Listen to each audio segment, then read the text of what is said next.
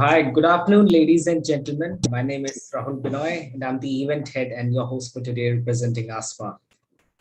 ASMA stands for Adoption of Social Media and Academia. It is the leading community in academia catering to all the segments of education sector, comprising of schools, preschool, higher education, government bodies, and corporate houses.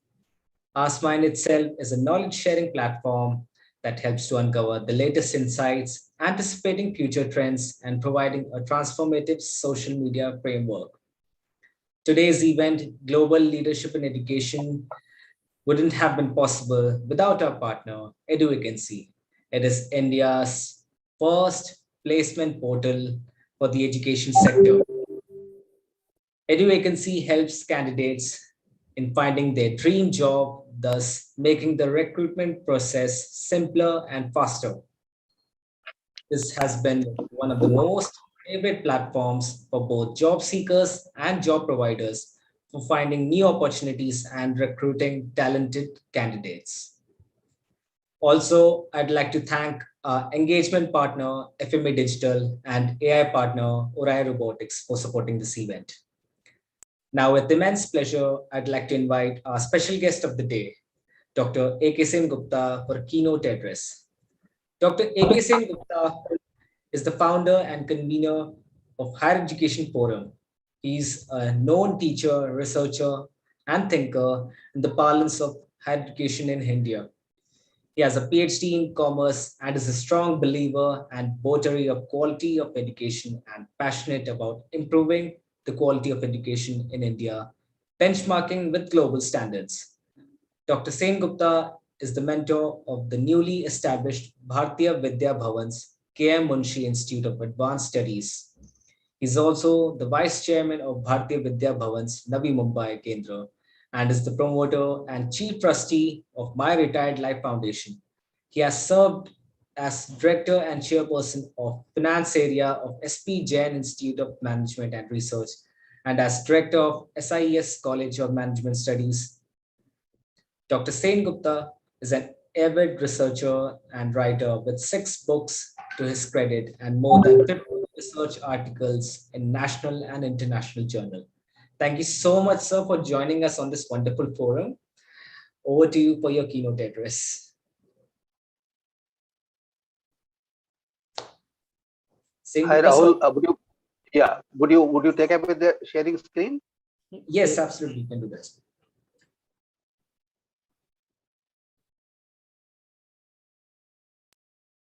That's I'm audible, isn't it? Yes, sir. Yeah. Rahul Jain, Managing Director of InnoServe, and my close colleague for a long time, Rahul Binoy, Dr. Man, and the delegates of this session today of a very important topic of the technology, the global leadership in school education, and so on and so forth. Any topic or any session or any deliberations or any discussion related to education is extremely relevant today in the today's context, because there are a couple of factors behind it.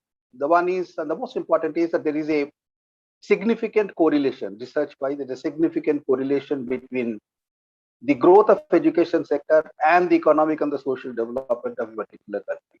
And therefore, if you look at the history of the developed countries in the world, starting from the United Kingdom in 18th and 19th century, a little bit prior to that. And later on, if you look at the growth and development of the countries like Germany, and today, if you look at the growth and development of the countries like USA or the China, the education has played a significant role. And the causal relationship, the cause is education, cause is the driver is education. And therefore, if India is to emerge, that's our strong conviction, that if India is to emerge as a economic hub or a social hub or a prosperous country or rich country in the world, education has to play a key driver, education has to play a key role. And that's what I was talking about, that's a very significant thing for any deliberation on the education. because it is going to be the key driver for the economic and the social development of a particular country. Now, in India, there are certain cardinal trends in education. If you look at the last couple of years, 4 or 5 years, there have been a little bit earlier than also last decade. There has been a certain developments in the education which we need to understand as an educationist or academician, whether we are in school education or in higher education or in technical education or in the tech companies or in the placement company which you talked about, which is supporting this particular concept. There are certain essential trends. And the one trend is that the Indian education system is slowly getting integrated into the international scenario. There is a lot of things which are happening in India in the school education, the college education, where we see there is a lot of synergy, there is a lot of alignment, there are a lot of collaboration, there are a lot of partnerships, a lot of student exchange programs, a lot of faculty development programs, etc., etc. I'm talking about. There is a lot of internationalization. It was not there when we started our academic career. I started my academic career somewhere in 80s and 70s. At the time, there was nothing called a partnership. There was nothing called a collaboration between and educational institution in India and education institution all over the world. And the migration used to be one-sided migration. That is, the Indian students going abroad for the purpose of getting a degree. But that thing is getting slightly changed now. And therefore, that's one trend which we must understand, that there is a lot of internationalization process which is happening in the education system. That's one distinctive factor. The second is that the lot of lot of focus is given to the digitization. Now, it's nothing to do with the corona, the pandemic, etc., etc. Even before that, if you look at it, that there is a lot of thrust in India as for the digitization, which was not in existence for the last 20 or 30 years. Because when we started academic career, everything used to be the chalk and talk actually. But if you look at the last for about, let's say, 10 to 15 years, the Indian education system, whether it is a school level, whether it's a college level, or whether it's a technical education level, you will see that there is a lot of things which are happening through the digital media. So whether we are talking about the increasing use of the chatbots, whether we're talking about the increasing use of videos, whether we're talking about the increasing of the online games, whether we're talking about the virtual realities, whether we're talking about augmented realities, and so on and so forth. There are lots of things which are happening everywhere in the Indian scenario today. To some extent, lesser in the rural places and the more in the urban places, both in the school as well as the higher education. Probably it is happening a little bit more in the higher education, but in the school it is happening in the case of IB schools. It's significantly happening in the case of an IB schools, particularly in the metros like cities like Bombay or cities like Delhi. It's happening that all these digital integration with education is happening in a very, very big way. So we are moving towards I don't say digitization of education, but I'm talking about digital support of education, a digitally enabled education. That's what is happening in India. So that's a significant second trend that's happening. And third, the pandemic. If you look at the last for 1.5 years, people may call it disastrous. People may call it it's a gone case. People may talk about the lot of lack of social interaction, etc., etc. But the fact of the matter remains that it has taken us to a new world altogether. It has taken us to new delivery mechanism of education system altogether, which we could never imagine about 1.5 years before. 1.5 years hours before, we could never think that there can be online classes, there can be a Zoom meetings like this, or there can be video conferencing, or there can be case study discussion on an online method, or there can be a Zoom groups of, I mean to say, Zoom rooms which are being segregated for the purpose of education. We never thought it can happen about 1.5 years before. So last 1.5 years in the matter of the technological initiative in the education, that has been a significant transformation in India. And fact of the matter remains, whether we like it or not, the fact of the matter remains, because we see a lot of debate today whether the schools should be reopened, the colleges should be reopened, and so on and so forth. They will be reopened, no doubt about it, because without reopening of the schools and the colleges, they can never take place in the real sense of the term. But the fact of the matter remains that the hybrid model of education is going to become a reality. And this hybrid model of education is going to put a lot of focus, a lot of trust on the teachers today, a lot of trust on the teachers today, that if I am addressing 100 students simultaneously, and out of them 30 students are online and 70 students are offline, how do I address them 30 and 70 put together? Addressing synchronously the offline students and online students is going to be big challenge. So that's a big debate which is going on, that should I address the online students separately, should I address the offline students separately, etc., etc. But the whole over the world, the model is essentially, whenever we talk about hybrid education, it is a synchronous delivery of education. That means I address 70 students on online mode, I also address simultaneously 30 students on offline mode. And how do I balance between the online mode of education and offline mode of education simultaneously? That's going to be one of the big challenges. So that's the third thing, that the pandemic has thrown a lot of challenges, but definitely it has given a lot of push to the digital initiatives in education. And finally, the fourth one, possibly that's going to be those that I'm talking about, the last one, but possibly that's going to be the most important one, and that's the NEP 2020. NEP 2020, if you look at it, the original document, and if you look at the revised document adopted by the Government of India, which is about, let's say, 135, 140 pages documents.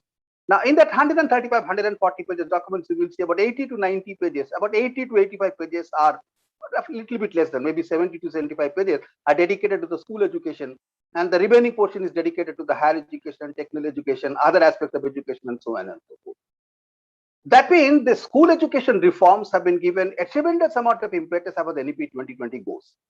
Now, if you look at 2030, or if you look at, target given in the NEP 2020 is 20, somewhere they're talking about 2030, somewhere they're talking about a 2040.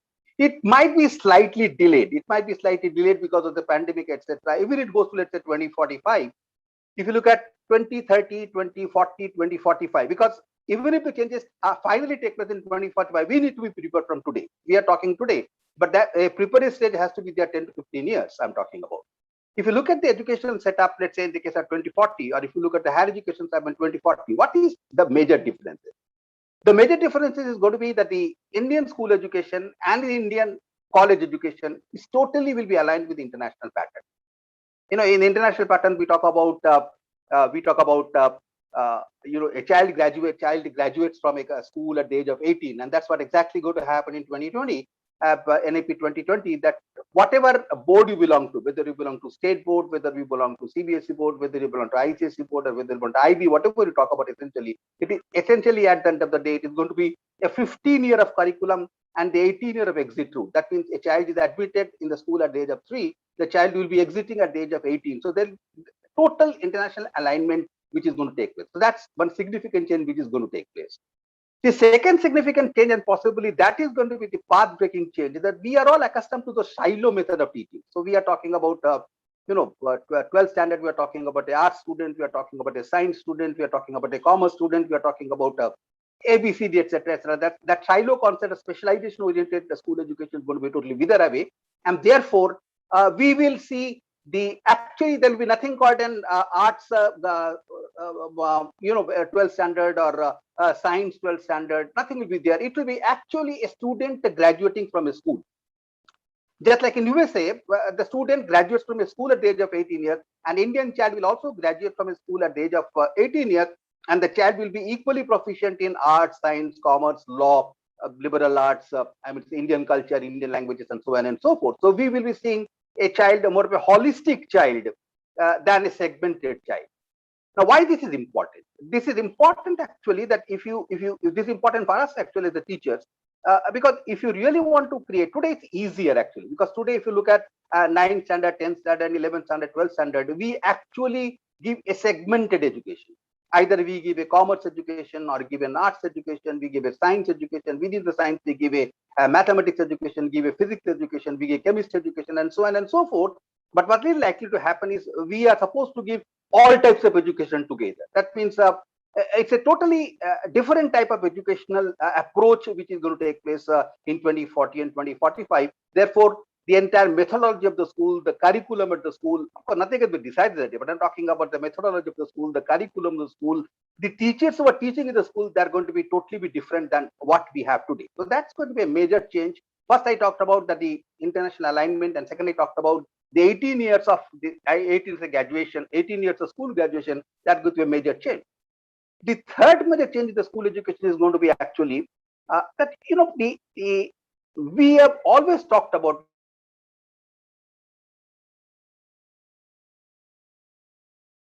we have always talked about, unfortunately, either in the school education or in the college education, we have a more of an input-based education rather than an output-based education. That means we teach something in third standard, we teach something in fourth standard, we teach something in fifth standard, we teach something in seventh standard, and so on and so forth. But there is no outcome at the end of the third standard. There is no outcome at the end of the fourth standard. There is no outcome at the end of the fifth standard. In educational, there was the Washington Accord. Of course, Washington Accord was mainly for the college education, but in the Washington education, it was agreed upon, and India is the signatory to that particular accord. And that education accord was that entire higher education in India will be moving toward outcome-based education. That means you define first outcome, and depending upon an outcome, you provide the input. And that is exactly what is going to happen in the school education also. That's the point I'm trying to say, that at the end of the day, you will see that there will be certain outcomes, certain competency-based outcomes will be defined at the school level. At the end, what it means is that the child, while graduating at the end of the 12th standard, at the age of 18, shall have the following competencies: 1, 2, 3, 4, 5, 6. These competencies are already defined in case of engineers in India. These competencies are already defined for the lawyers in India. These competencies are already defined certain of the graduates in India. Unfortunately, these competencies are not yet defined in case of the school education in India. So these competencies will be defined, and based on those competencies, inputs will be devised. So it is going to be completely reverse mode of education. Today we are providing input without bothering about the output. Output is you pass an examination. That's output actually. Otherwise, there is no output in terms of competence, in terms of the school education I'm talking about. But what is likely to happen is after 2030 or 2035, the outcomes will be decided, that what will be the outcome at the end of the 9th standard, what will be the outcome at the end of the 10th standard, what will be the outcome at the end of the 11th standard, what will be the outcome at the end of the 12th standard. At least this secondary level, these are the 4 classes which are defined as secondary level: 9th, 10th, 11th, 12th. What will be the outcome at 9th level, what will be the outcome at the end of 10th level, what will be the outcome at the 11th level, and what will be at the end, outcome at the end of 12th level. What it means is that at the end of the 12th standard, you will have a child who has graduated from the school education, and he or she will be in the position of the competencies as defined in the outcome, and these outcomes will be in terms of the outcome of a graduate anywhere in the world. That means our child will become as competitive as an American child. Our child will become as competitive as a European child. Our child will be as competitive as a Chinese child, and therefore, in the global marketplace, will become equally competitive. That's the idea. Actually. Now, once you make a transition from the input-based education to the output-based education, particularly in the school education, it is only happening in the higher education, but I am focusing on school education. If it happens in the case of a school education, that is going to be transform the entire education system, because we as a teacher, we are not accustomed to teaching in terms of the outcome-based education. We are accustomed to teaching the silo education. That means we teach commerce, we teach science in silo basis, and that too we teach what we are supposed to teach. We don't link it up with the outcome. Once you link it with outcome, a specific outcome, that means at the end of the 9th standard, a child will be in a position to do this: 1, 2, 3, 4. At the end of the 10th standard, a child will be in a position to do this: 1, 2, 3, 4. Once you define the output, probably the teaching becomes much more focused, the teaching becomes much more rational, the teaching becomes much more targeted, but at the same time, the teaching also becomes very much complex as far the teachers are concerned. That's going to be one of the big challenges for the curriculum, the teacher training processes, the teacher training processes, the leadership at the school level, the commitment of the teachers at the ground level. I mean, they'll play a significant role. Another issue in terms of the Washington Accord or NEP 2020, which is likely to change significantly the landscape of the school education and also in the higher education put together. When we talk about education has got 2 aspects of education. We talk about scholarship. There is a scholarship education is a sigma of 2 types of scholarship. We talk about scholarship of teaching and the scholarship of research. Therefore, whenever we talk about a teacher, whenever we talk about what should a teacher comprise of, we essentially talk about a teacher should comprise of a teaching scholar as well as a research scholar. And they're integrated with one another. You can't find a teacher who is only teaching and not doing a research, and you should not find a teacher who is doing only a research and not doing a teaching. All over the world, if you go to all over the world, whether it's a school teacher or whether it's a college teacher or whether you go to a university teacher, anywhere you go, teaching and the research, they go hand in hand. They go together. proportion may vary. A person who is teaching more may do a research little bit less, or a teacher who has got a more acumen in research might be doing a little bit less amount of teaching. But whenever we talk about a teacher, or whenever in higher education institution we talk about a faculty member, we talk about scholarship of teaching, a summation of the scholarship of teaching and the scholarship of research. Unfortunately, in India, we have continued to be the teaching institutions and not the research institutions. And therefore, what has happened is the scholarship of research is significantly lacking in the Indian education system. So we have good teachers, we have significantly good teachers, we have great teachers, we have outstanding teachers, but unfortunately, we don't have good researchers. And a country cannot grow unless and until we have a significantly good researcher. Today the America is what America today is because of the teachers, and not because of the way they can teach well, but they can do the research well. And whenever we talk about a research, we are talking about two types of teachers. Once again, you are talking about fundamental research, we're also talking about an applied research. Fundamental research, essentially, we're talking about you're inventing something, you're discovering something, you're doing something completely different, which results into a path-breaking innovation, which is something related to a patentable research, which is something called a patentable research. Actually, that's what you're talking about, a fundamental research. And second, we're talking about applied research. And in a country like India, possibly applied research becomes significantly equally important, because we are a country where there are a lot of problems, a lot of issues, and therefore a lot of applied research which are applicable and which are necessary for the society is also important. And therefore, as we go along, let's say 2020, NEP 2020, in terms of NEP 2020, they're creating a national research foundation. NRF, they're creating a national research foundation. Original amount attributed to 25,000 crores. That is like that's a peanut. That is significantly likely to go increase actually to 50,000 crores or 100,000 crores also. And that NRF or National Research Foundation will be funding all types of good research projects in India. Because the idea is essentially, unless and until India becomes not only a teaching hub, but Indian education system also becomes a research hub, India education system doesn't make it may not make any sense in terms of the international growth and prosperity. And therefore, the scholarship of teaching and the scholarship of research. So that's one of the biggest challenges which we're facing in India. That how do I transform my teachers from mere teaching entities to also research, good researchers. When we talk about researchers, we're talking about a good researcher. As I talked about, research means a fundamental researcher on an applied researcher. But how do I convert my teachers into a good researcher? Now, what it means, if you look at all these things, you will see that we are in a threshold of a big challenge. We are in the threshold of a big changes. To sum up, let me put up what do you mean is that if you look at 2040, 2050, a good teacher, a good academic institution teacher, I'm talking about whether it's a school teacher or a college teacher, doesn't make any difference. Good teacher, you must be an outstanding facilitator. You must be an outstanding enabler. You must be an outstanding motivator. You must be an outstanding role model. You must be an outstanding person who can carry the entire student team with you.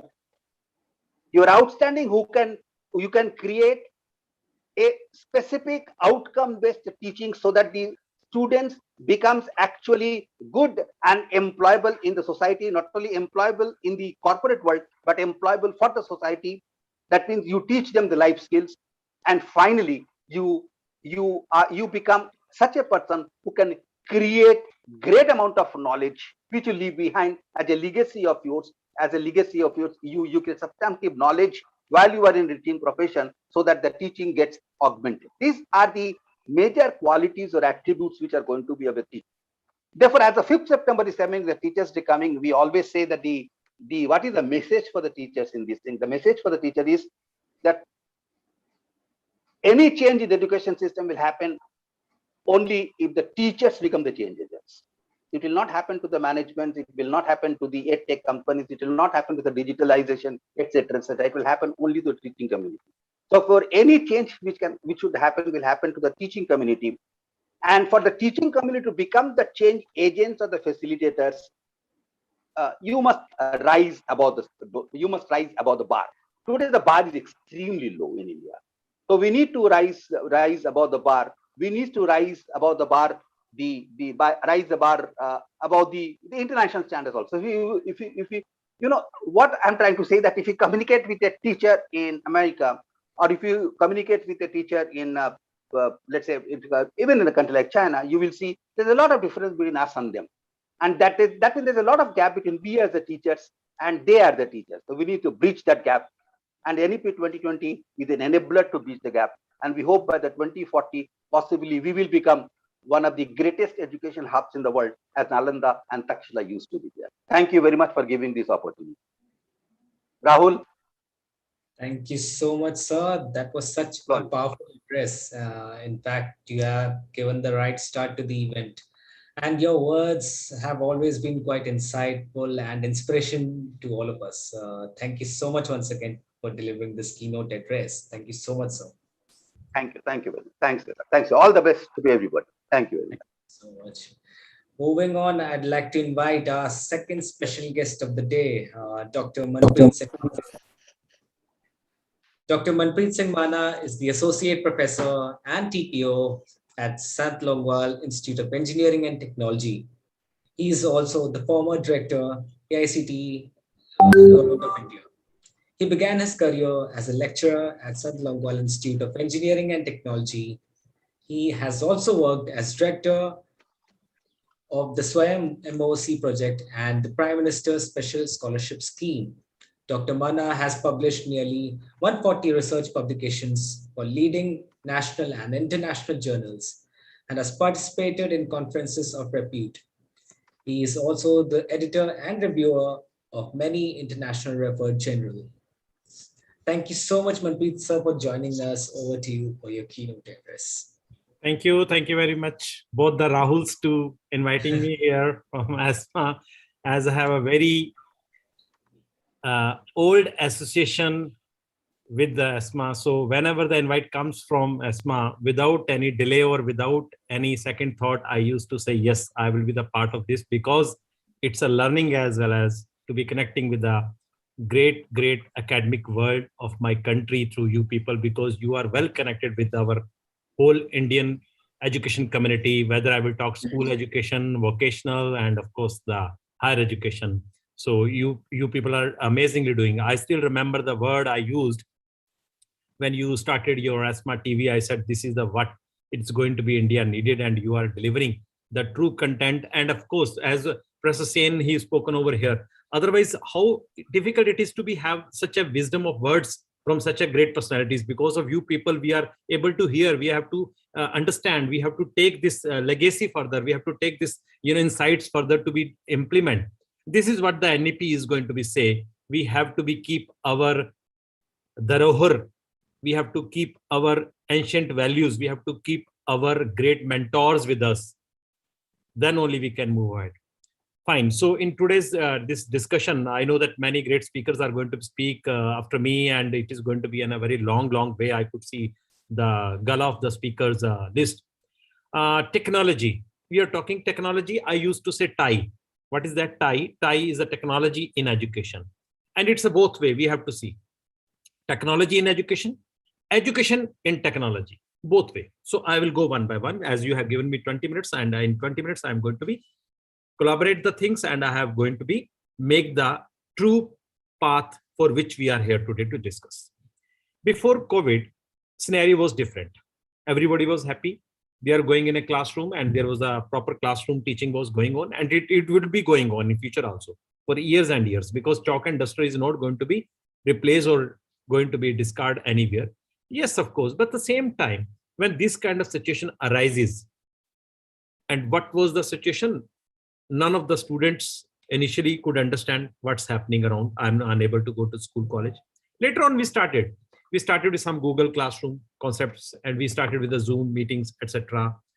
And most of the faculty members, other than that technological side, if they are the engineering background people, they were little tech savvy. They know how to go to the platform, how to deliver their content, how to be connect with the students. But what about the humanities faculty?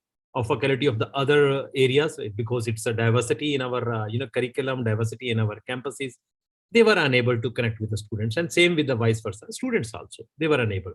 And situation was like that. Then we realized the value of technology in these particular days, and how without technology, just think if internet could not been there, just think if that mobile phone could not have been there, or laptops could not been there, would be able to be teaching from last 1.5 years what basically we are doing. Even we conducted examinations in our country. Most of the students, they do appear for the proctor, or maybe online, or maybe evaluation system.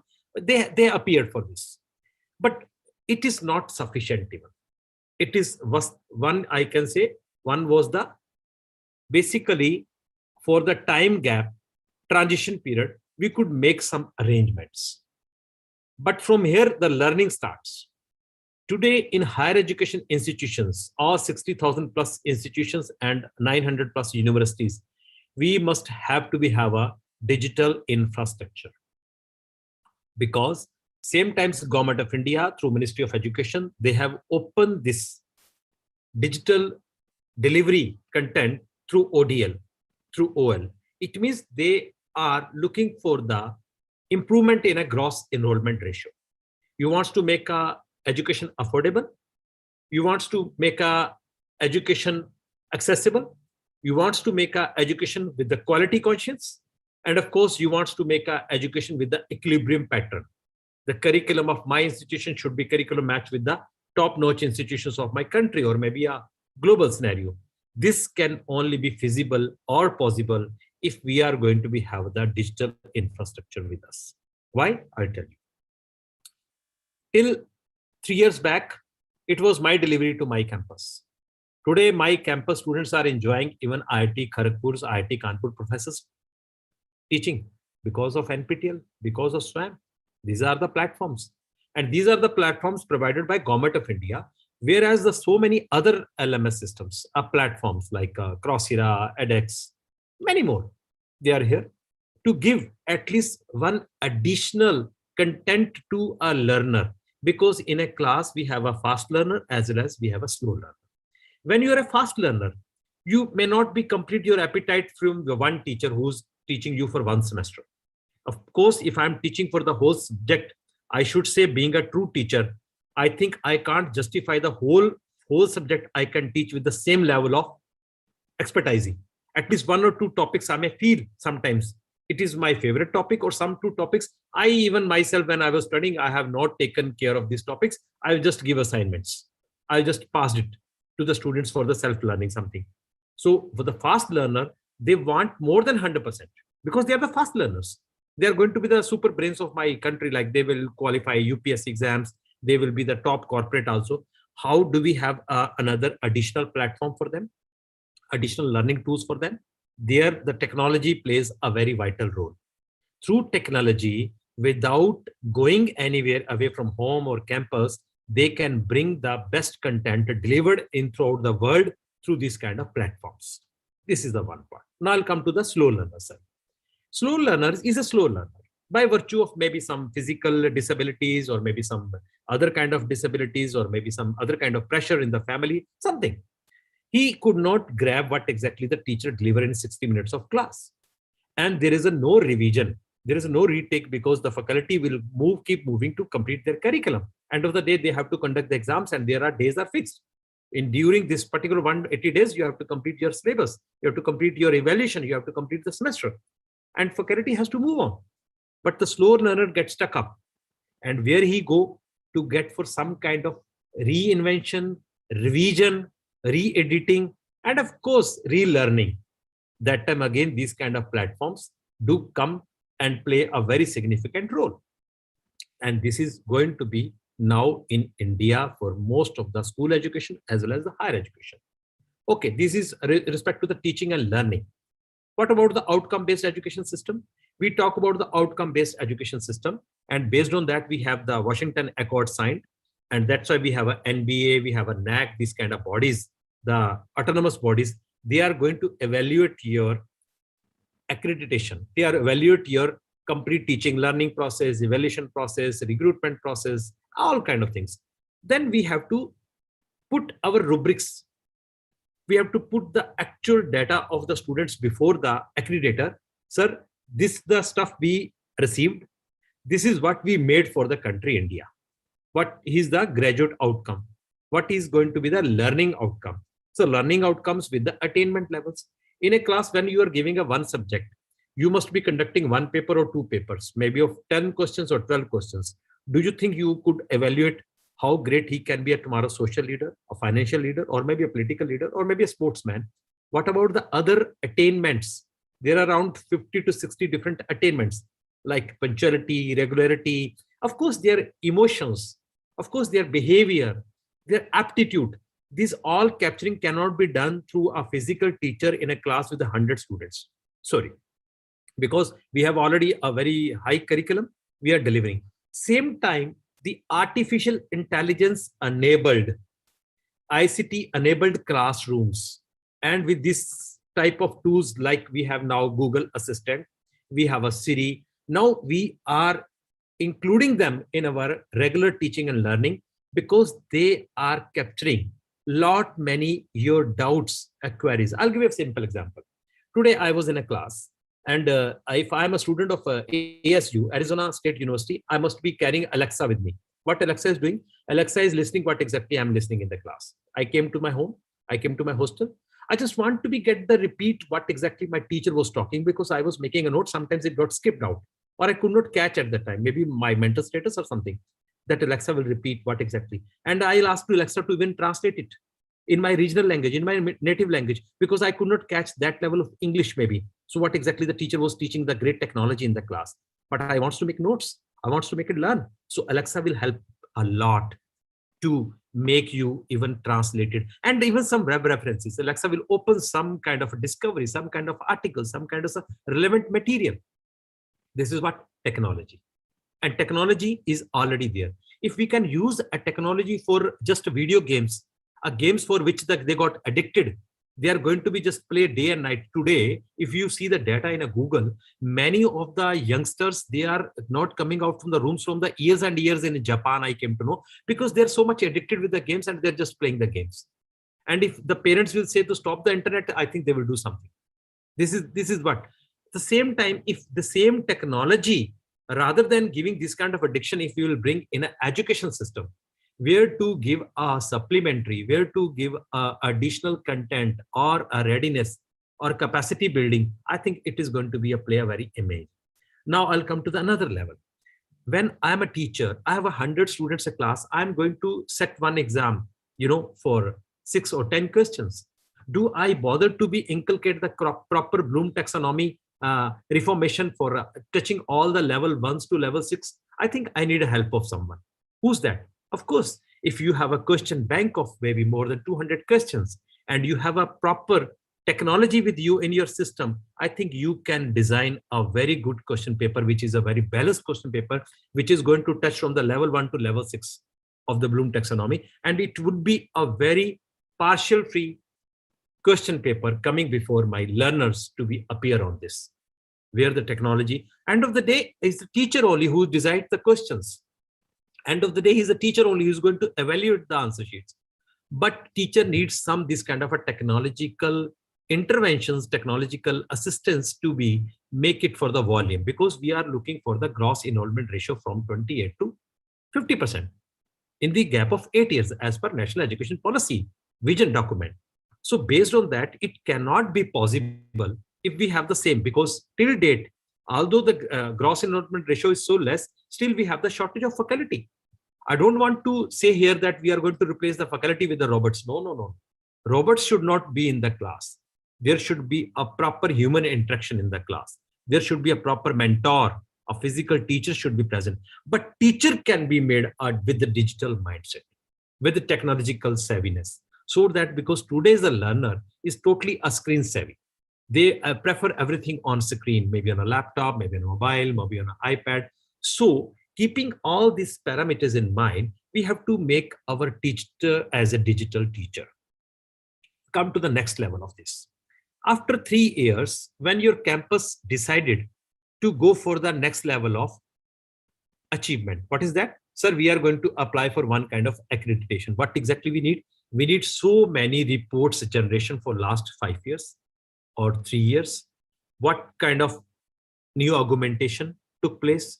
what new curriculum has been took place, new courses, value-added courses, skill-enabled courses, etc. Keeping this data physical form and then retreating, mining it, presenting it, I think it is a very cumbersome job. But if you have a dedicated ERP system in your campus, again, it's a technology only. If it is available and you have all the data fetch during from the beginning of the A, when you are going to be have your BOS, when you have your academic council, then proper ATRs, I think it is a single click away to be generate the BB reports.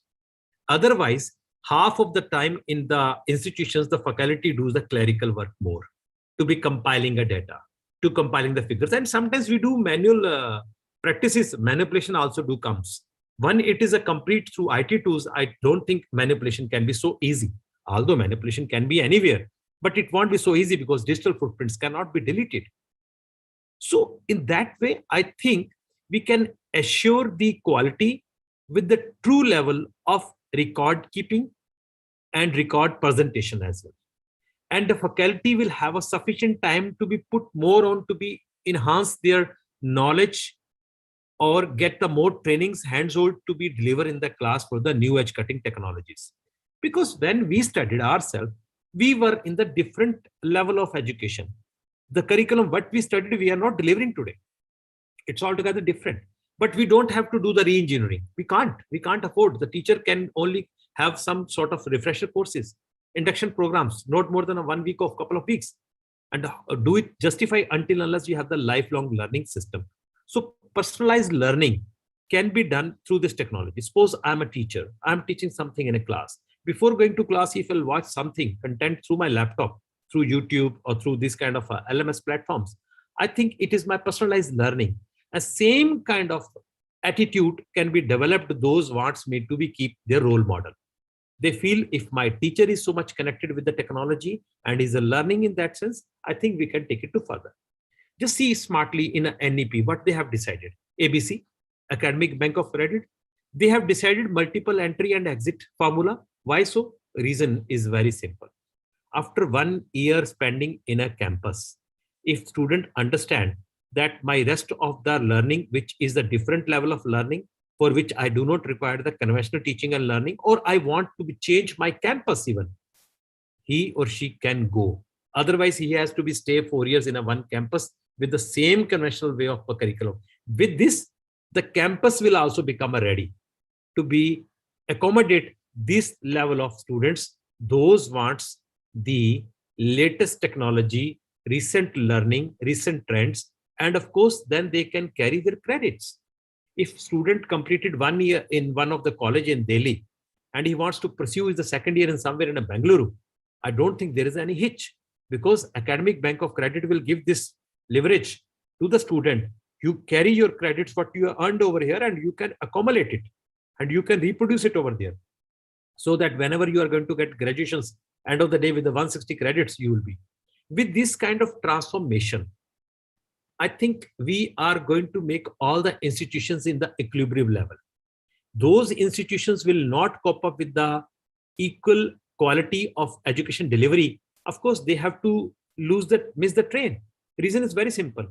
Initially, you can make a propaganda, you can publicize to be show so many flyers, brochures, and you can admit in a first year. But if you will not deliver with the true level of teaching learning process, second year, they will leave you. And they will be having an opportunity to go to the other institutions, which is going to give the quality education, so that every institution is going to be at par. That's why, the already through UGC, it's a notification given. All institutions has to have a minimum to be get a NAC 2.5. Otherwise, they may not be able to get admissions in the coming consecutive years. This is what, because NBA also, the AICTE already has spoken and they given their mandate. You want some enhancement in the courses, you want enhancement in your programs, you have to have the NBA accreditation. You have to prove your identity. If you are running from last 7 years, this institution, last 10 years of this university, you should prove that you could achieve that level of quality for not only for teaching, learning, and for evaluation also, for certification also. And these all can be feasible, not only with the physical way, until unless you become a cloud storage, you become a true LMS technology, you could become your e-content delivery generation. There are certain technologies which are helping a lot to our education world. What are these technologies? As I already spoken to you about this kind of assistants which are very much available in your smartphone. What about this? Voice facilitators. What are others? We have so many statistical tools which are totally high-tech tools through which a teacher or a student can fetch their data, credentials, to get their graph, their futuristic graph, their curve, how I am going to be lean in one particular area of attainment so that I can see my future in that area. Doing engineering, I never understand that I can be a good orator or maybe I can be a good magician because my teacher was evaluating my engineering only. He could not get a spare time to see my other kind of hobbies or my activities. So if it is going to be some data capturing or your actual your day routines capturing, they can understand what level of thought process you have, what you are very much keen in, which kind of areas of domain, so that you can have one generated report through which you can make your future more better. And teacher can put more efforts for the slow learners to make them to this level. So this is what the technology is going to be help. Now I'll come to B part. I said technology in education. Now I'll come to education in technology. Education and technology in sense, if today we are going to deliver even a philosophy or a psychology in a class, and same time if are unable to give them little tools of learning of the latest our IT knowledge or computer knowledge, I should say, I think tomorrow they may not be able to access the higher level of learning. Computers are not only meant for the engineers in an engineering college. Computers are equally significant for the lawmakers, for BDS students, of course, for the commerce students, for other kind of students. So it means in the curriculum, it should be so balanced. What kind of the latest tools like AI, even a Python, it cannot be the only one tool which has to be taught in particular branch of engineering. It has to be available for the different diversity of the, this is what the multidisciplinary approach given in the NDP. Multidisciplinary approach does mean that when you are doing even a BA, you must have one computer course or maybe fundamentals of that, because tomorrow end of the day you have to get your data, you have to communicate with this world, of course, with this level of communication. So if you do not know the IT acts, if you do not know the ethics of the IT tools, tomorrow you may get stuck up. Tomorrow you may be in a trouble. Although you are a graduated, you may be becoming an IS officer after doing a BA or MA. But if you hardly knows about the computers or maybe certain tools of computers, I think again you will get stuck up in your next journey of 40 years or 50 years of your journey for which you are going to make a bread and butter. So even today you go to any lawyer, he's immediately on a computer finding what kind of the petitions are helping to your case, because all encyclopedia, all data is totally given on now these kind of technologies. So teaching technology in a classroom, irrespective of their courses, irrespective of their programs, is equally significant. This is what I said, technology in education and education in technology, equally important at this stage when we want to make the Atmanirbhar Bharat. We have to generate a global citizen. Today, Indian student, irrespective of any branch, irrespective of any level of UG program, he or she should be totally competent enough to go throughout the world to serve the nation as well as the universe. And why only the universe? In our nation, if we will not have this kind of brigade, we can't make our manufacturing hub strong. We can't make our policies strong. We can't make our own country cybersecurity enough. Today, the big threats, if third world war is, the third world war is a data war. It's a purely a data war. It's not an oil war. It's economy war. It's a data war. We need a blockchain experts in our country. We need a cybersecurity experts in our country, as equal as we have a clerks in our country. To be very precisely, even we don't want clerks now. We want executive. In a bank, single window clearance. Same person is offering a water. Same person is offering a cup of tea. Same person is giving your FD, your recurring account deposit passbook, because he's the executive. He learned everything. The concept is changed now. UDC, LDC, clerk, head cashier. No, not at all. One graduate is sufficient to be handle the whole customer's needs, desires in the corporate also. So same we have to teach in a class. If we are not going to teach the technology in the class with the basic graduation, I think we are going to miss something. So this is what I just wanted to be concluded in my 20 minutes talk, for which time given to me. Thank you very much to be given this opportunity to be share my view on this. And I'm grateful to the whole ASMA family and all the great participants and distinguished speakers, my co-speakers. Thank you. Thank you very much. Thank you so much, sir. That was such a wonderful address, quite intuitive and informative, both. And it has always been an honor and pleasure to host you on our forums. Thank you so much for joining us.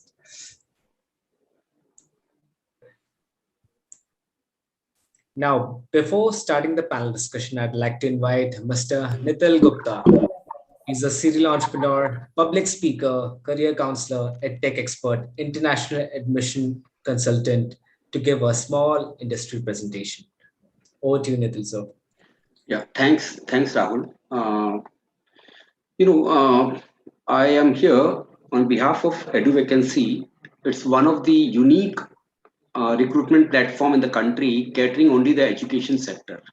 And why the need for this particular platform has come, I'll just share that thing. I, being a career counselor, I am going to I know a lot of schools, not only in India, even in Dubai, Abu Dhabi, and other places, even in Nigeria, the city like Abuja.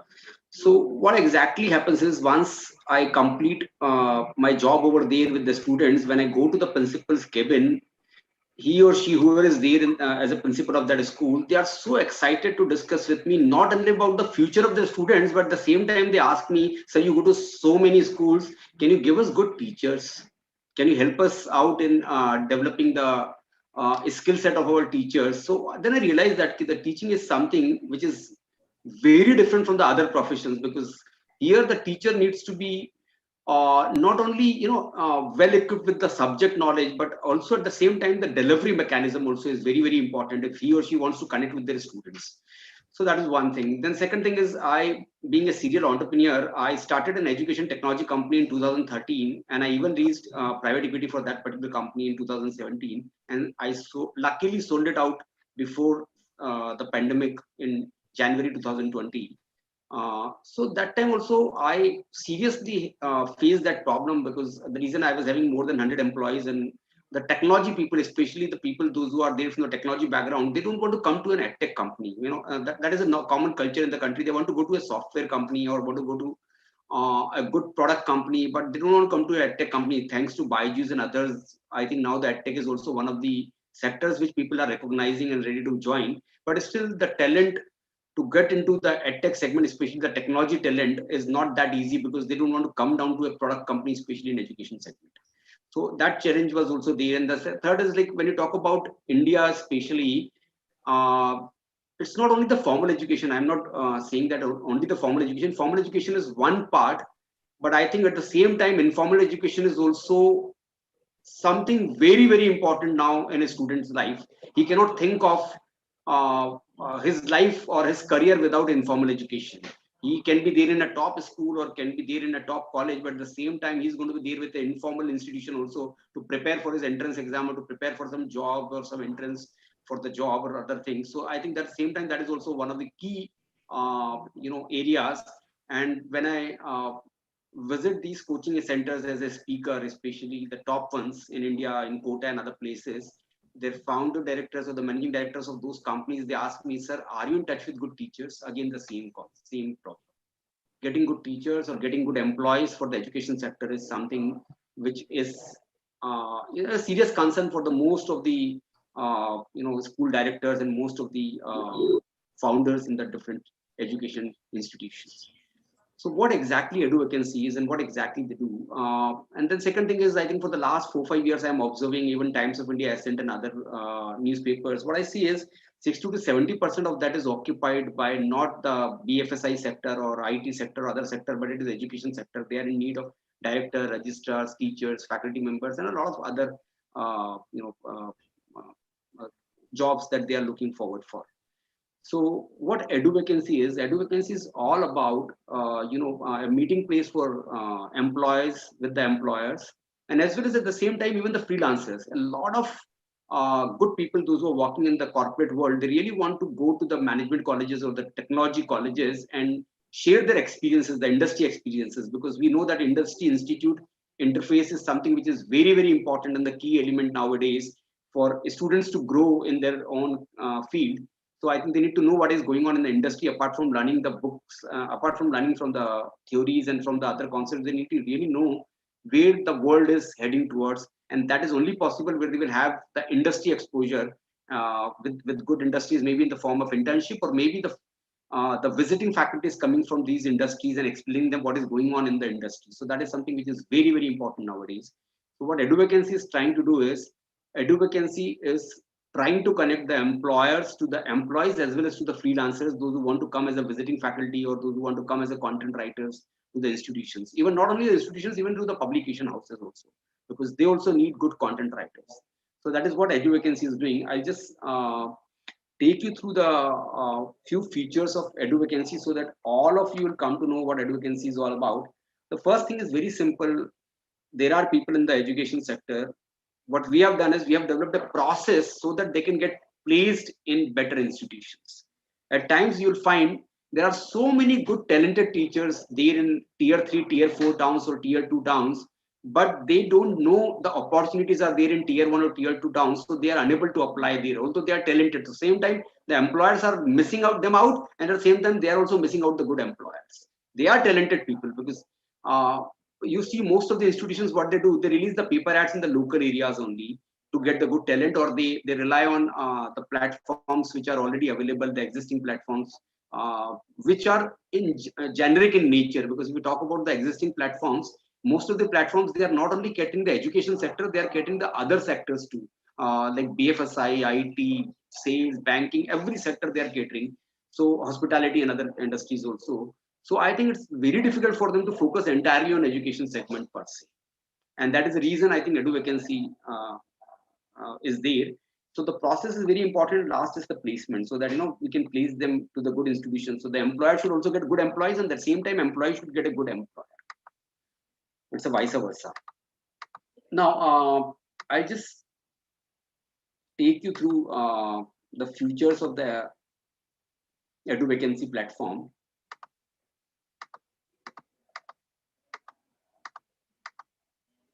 Now, the EduVacancy platform has got certain very unique features. The one is the video resume.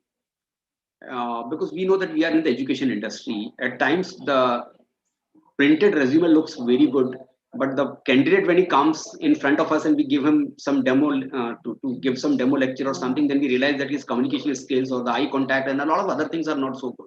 Although his content knowledge and subject knowledge is good. So at times that happens.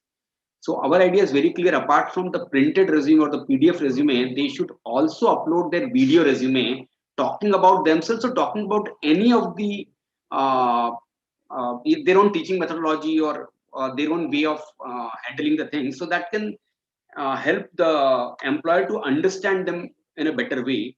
And next thing which is very, very important is because traveling is a concern nowadays. Not only nowadays, even before that also, because if a school is there in Guwahati and they are looking for good teacher and teacher is available from Dehradun, then they have to pay him to and fro to come there and meet them. I think that is something, because of that, a lot of institutions are hesitant to invite the students from the candidates from the different locations. They prefer people coming from the local area or from the nearby areas. I think the EduVacancy platform is solving that problem also, because they have got a video interview on the platform itself where the employer can come and the employees can come. And at times, even the employees available and the employer, they have got somebody who is a senior authority to take the interview. But at the same time, they don't have all the people, those who are there in their panel, maybe the director of the institution or administrative head or principal, everybody is not there. So what they can do is they can conduct the interview out there and they can show it later on to the other authorities, so that this is way I have conducted the interview and this is way the interviewer has presented himself, so that they can take the decision at the later stage also. They don't have to take instantly the decision about the candidate or everything out there. So that is also something very, very unique out there. Then the next thing which is very important is educational networking among the teachers and principals. I think EduVacancy is solving that problem also, because networking is a key now. Most of us are doing networking on a platforms which are not meant for education. Maybe Facebook, maybe some Instagram or other platforms. These are all social platforms. Every sector people are there on these platforms. It's not only the education sector. Even you'll find the doctors group out there. You'll find the Mithai Walas group out there. A lot of other groups out there. So I think there is nothing.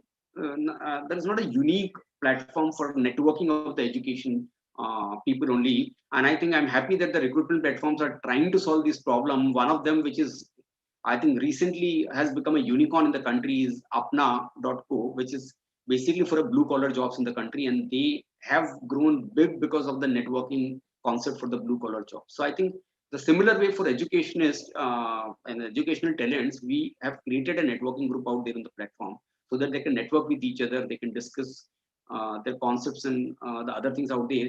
Even Edu Vacancy has initiated a concept called Edu Vacancy Principal Network. So all the principals of the schools or the directors of the colleges can join that network. They can share their ideas, because there are so many challenges nowadays. It's not only getting a good talent in the institution, then continuously enhancing the skill of that talent in the institution is also very, very important.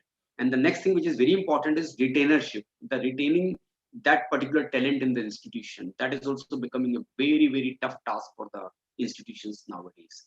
So it's not only hiring a good talent, upgrading his skills or her skills, skill set in the institutional environment, but at the same time retaining that skill set in the same institution is also becoming a challenge. And Edu Vacancy is trying to help them in network through the educational Edu Vacancy principal network, so that they can initiate the ideas, they can share the ideas and collaborate with each other and find out and figure out how they can develop the good concept of retaining the good teachers out there. I think I recently read a book written by one of the IIM Ahmedabad prof related to the school education, and they figured out almost 9-10 top good schools, those who have got a different teaching methodology and the different approach for the students, and they have really highlighted in that particular book. So I think I was really excited with after reading that book.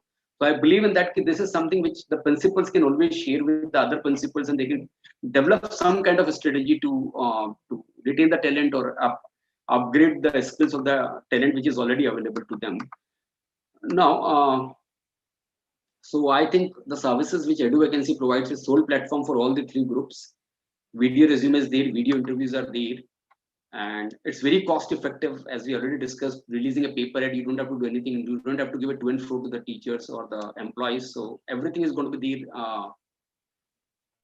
in the platform itself, so they can always do all the things from the platform itself. So I think this is something which is very, very important, and it has got a global opportunity also, because I think Edu Vacancy is attracting the international talent also. I think they have got teachers from Dubai and other places, and they are targeting even the teachers from Poland and other European countries, especially for school education, CBSE, ICSE board and IB board. So I think getting the international talent also going to become very easy with the Edu Vacancy for the institutions. That is all from my side. I think you've given me 10 minutes to discuss. I've discussed most of the important key elements out there, and I hope if somebody wants to visit this particular one, they can visit it. And thanks to ASMA again for giving me this opportunity to discuss about Edu Vacancy. Thank you so much, Nitil sir. That was such a wonderful presentation, explanation to what Edu Vacancy does. And I truly believe our audience will get richly benefited out of it. And thank you so much to Edu Vacancy once again for supporting this event. You can visit the Edu Vacancy portal. The link is there in the chat box. You can please do visit it. So moving on to the first panel discussion of the day, I'd request the audiences to keep yourself engaged by dropping down your questions in the chat box for our speakers to take up. The topic of discussion is how technology enables global collaborations to bridge the gaps in teaching and learning. Now, I'd like to warmly welcome the eminent speakers we have in here today with us, starting from Mr. Kanak Gupta. He's the director, St. Emma Jaipuria Schools. Welcome you, sir. Then we have Dr. Amrita Vora, Director Education, GEMS India. Welcome, ma'am. Then we have Dr. Gopal Krishnan, Deputy CEO, DCM Group of Schools. Welcome you, sir. Then we have Mr. Raghav Podar, Chairman, Podar Education. Welcome you, sir. The moderator of this August panel will be Mr. Anantha Krishnan B, CEO Operations Calyrex Group. Welcome you, sir. Thank you so much to all of you for accepting our invitation and for joining us on this forum. Over to you, Anantha, sir. You may take up the discussion forward now. Thank you, Raulji. Thank you very much. Gurubhyo Namaha. My greetings to my Guru, my namaskarams to my Guru. Thank you, Raulji, for this wonderful session that you have arranged for. And I would like to thank all the eminent speakers who have taken off time and have come out here. Greetings to you all. And a warm welcome to all the audience here.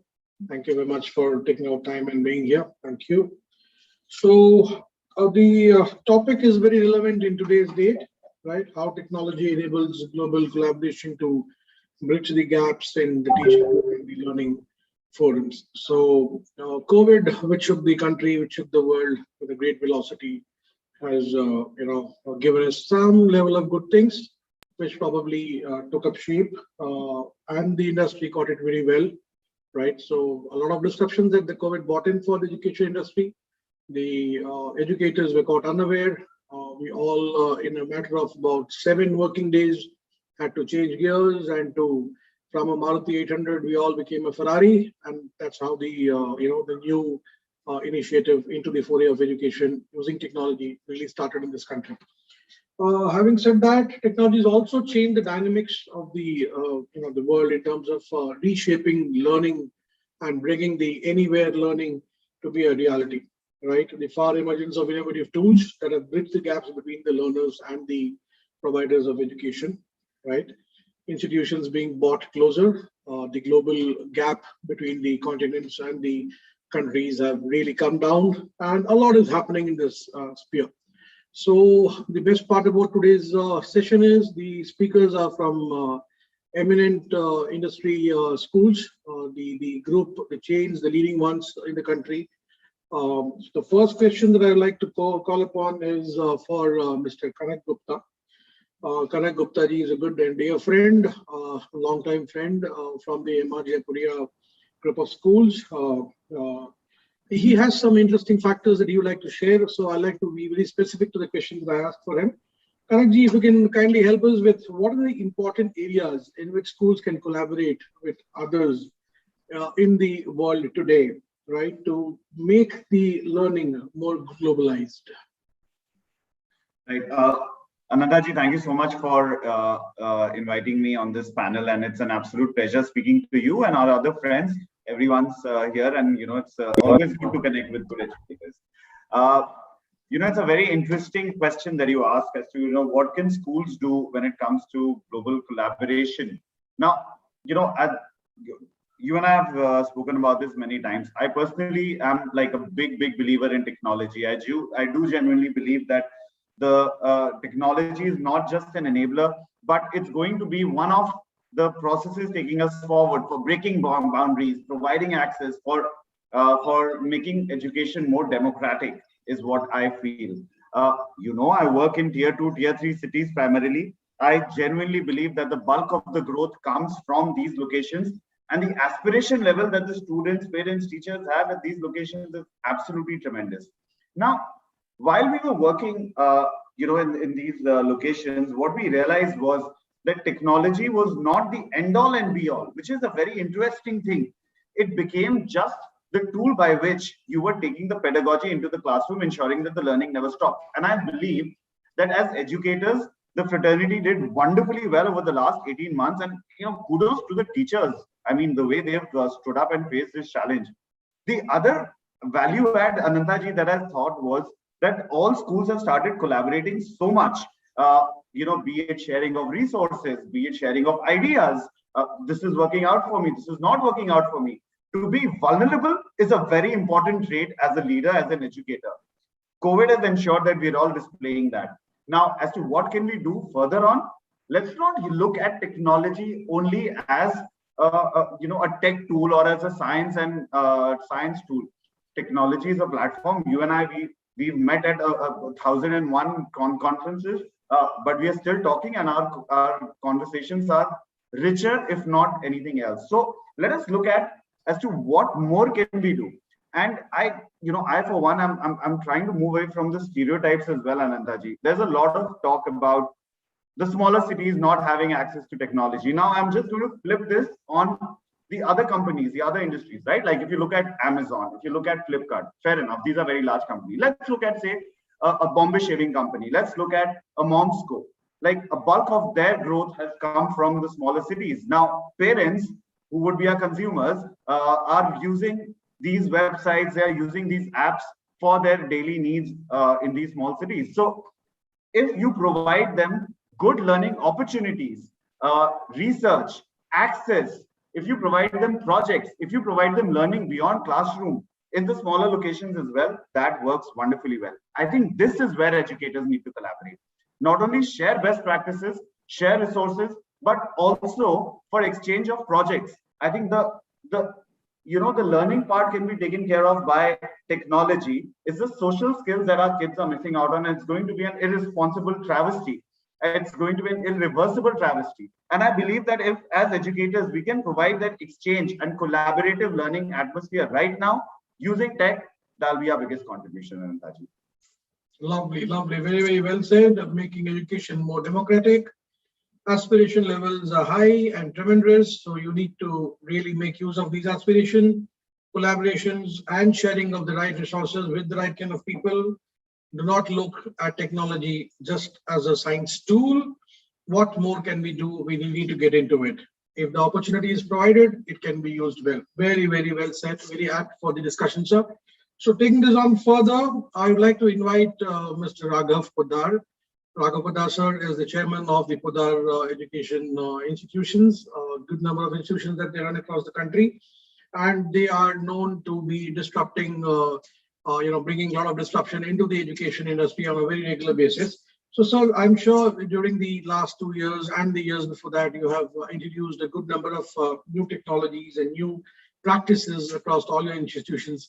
So if you can kindly share a few good practices that you have implemented, which have really worked for you, and of course, those which have not worked for you, which can be of use to all of us here in this fraternity, sir. I think Raghavji is not to be seen. I think there's a technical glitch here. Not a problem. So we'll go ahead with the discussion. I'll reserve this particular question for Raghavji. The next question I bring to Dr. Amrita Vora. Dr. Amrita Vora is the academic director of the James Group of Institutions, again a well-known group from the Middle East and the whole of Pan-India. Ma'am, if you can also tell us, you have been one among the initial users of technology. I know your group for at least 20 years now, and even in the 20th year before today, I thought probably you were one among the initial users of technology. So taking that initial advantage with you further on, how have you leveraged the technology usage? One. Two is, how could you enhance the teacher capabilities in the country? That is number two question to you. I also have the third question to you is, you have schools across different cities. So what has been your understanding of the teacher empowerment that you do across various cities, across various regions? Thank you. Indeed, those are very key ideas. So I'll begin with the first one. How have we as a group leveraged technology? And yes, that definitely it was much easier for us compared to many others, I'm sure, given the fact that there was some preparedness. We were thankfully not caught unawares as such. So that's critical. Our teachers were already very well trained. Blended learning was already ongoing. We're already a Microsoft showcase school. In fact, most of our schools are. And this was like writing on the wall, because in other parts of the world, given our global presence, we were already going through remote learning, and we were already experiencing a lot of challenges, and we were figuring out solutions. So all that groundwork, by the time the pandemic, the lockdown happened in March in India, we were well prepared for it. The groundwork was done, the policies were in place, and everybody was ready to just next day resume. So part of it, before the pandemic, I mean, the lockdown, we had already started remote for part of the work. And then, of course, we went fully remote, all prepared. As far as technology is concerned, I think the pandemic was pretty much an emergency response from all of us. And as Mr. Gupta has just now highlighted, teachers did a fantastic job all across, and there is a lot to be appreciated therein. There was a lot of learning and a lot of answers to a lot of key questions, but not all. we cannot forget the fact that it was still an emergency response. Certain things are perfectly fine during an emergency response, but they should not become the norm. What learning should we take from here is critical, and what to leave behind, what is the challenge really that we saw is also critical equally. And I think the biggest learning has been the sheer ability to take risks, the interpersonal risk taking, the school owners, the directors, etc., people at the helm in any kind of leadership role, actually feeling that sometimes we win and sometimes we learn, actually making the teacher feel on ground that, go ahead, do it, try those ideas out, I have your back, I'm here for you. That culture of positive collaboration is the key really. And we as schools have always believed in joint practice development. That's the only way teacher education, I'm coming to the second part of your question, that's the only way teacher education really works. One-off workshops or workshops, a few days and then another are not really the answer. Just like we think of education has to be student-led, similarly, adult education or teacher rather professional development has to be teacher-led. It is the teachers who have to lead it, not some outside person or agency and so on. We can use any amount of learning from any number of places, but unless the joint practice development is not inbuilt in the system, it does not work. Unless the teacher feels that sense of the power of yet and the power of because within the system, it will not work. So we have a system of a professional learning community functioning at all our schools and amidst the schools. And these are globally collaborating, not just within India, but collaborating across the globe with various other schools. And when teachers collaborate, the bigger thing that happens is that they naturally want their children to collaborate. There's a lot of co-teaching happening with the one teacher, maybe from one of the schools in UAE or one of the schools in UK, and one teacher is in India.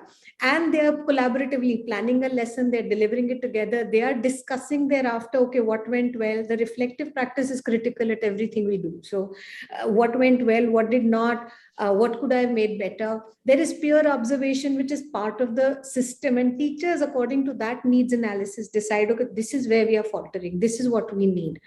Data is critical. What technology has done over the years, I'll not say only during the pandemic, but over all these years, has made data tracking really, really useful and more efficient and way less time consuming compared to earlier. So while manually we were doing it, but now with technology it's become easier. So there's much more data that we are able to track. Now this means that it needs to be qualitative as well as quantitative data. Only quantitative student performance data or teacher performance data is useless. We need both, and we need proper data triangulation. We need internal as well as external assessments. We need benchmarking as well as baseline and endline assessments, and proper data triangulation, not just at the level of the leadership, but at the level of every single teacher, more than the teacher, at the level of every single student, because it is the student who's learning in the school. The student, the parent, and the teacher need to come together as a community, and that's what we've always believed in. We felt that the SLCs, the student-led conferences, will become quite challenging when we went remote. Initially, that was the thought. But the way children are certainly better than all of us then, in terms of technology. In no time, they managed to convert all those physical portfolios into digital portfolios, and students were doing their goal setting. Students were discussing things and sharing with parents, especially early childhood. We felt that these children, parents had that sense of surprise when they would come for the SLC, and the child would show around, this is what I learned, this is how I did it, and so on. Now we thought, okay, the child is sitting with the parent only every day. The parent knows what's going on every day. There's going to be no sense of novelty. Now, how do we do it? But when these children became actually independent within a month or two, they are joining their lessons on their own, they are managing things on their own. And what's critical is the kind of confidence that they display. And I think it's not, technology is a demon. It can become a demon if we don't tame it. We need to use it rather than get used by it. That's what everybody around needs to know, whether it is an adult or a child. I think at every level it's important. And what's critical is, and what's really, really one thing that suffered during the pandemic for, and I think everybody is among us talking about it, is the social emotional quotient, the happiness quotient, the social isolation that everybody has been going through. That's been a parallel pandemic. That is we are able to do anything. Any of us is able to do anything. We'll build a door. I have a specific question for you with regard to the social quotient and the emotional quotient. Great. I know that your school is doing a lot towards that, but I have a specific question. I would come with you back with you to that question, but really telling you very, very well, prescribed, very, very well said. I in fact take notes sometimes when I have these kind of speakers online with me. So I have taken some pointers which I like to bring to the audience here. Dr. Vora,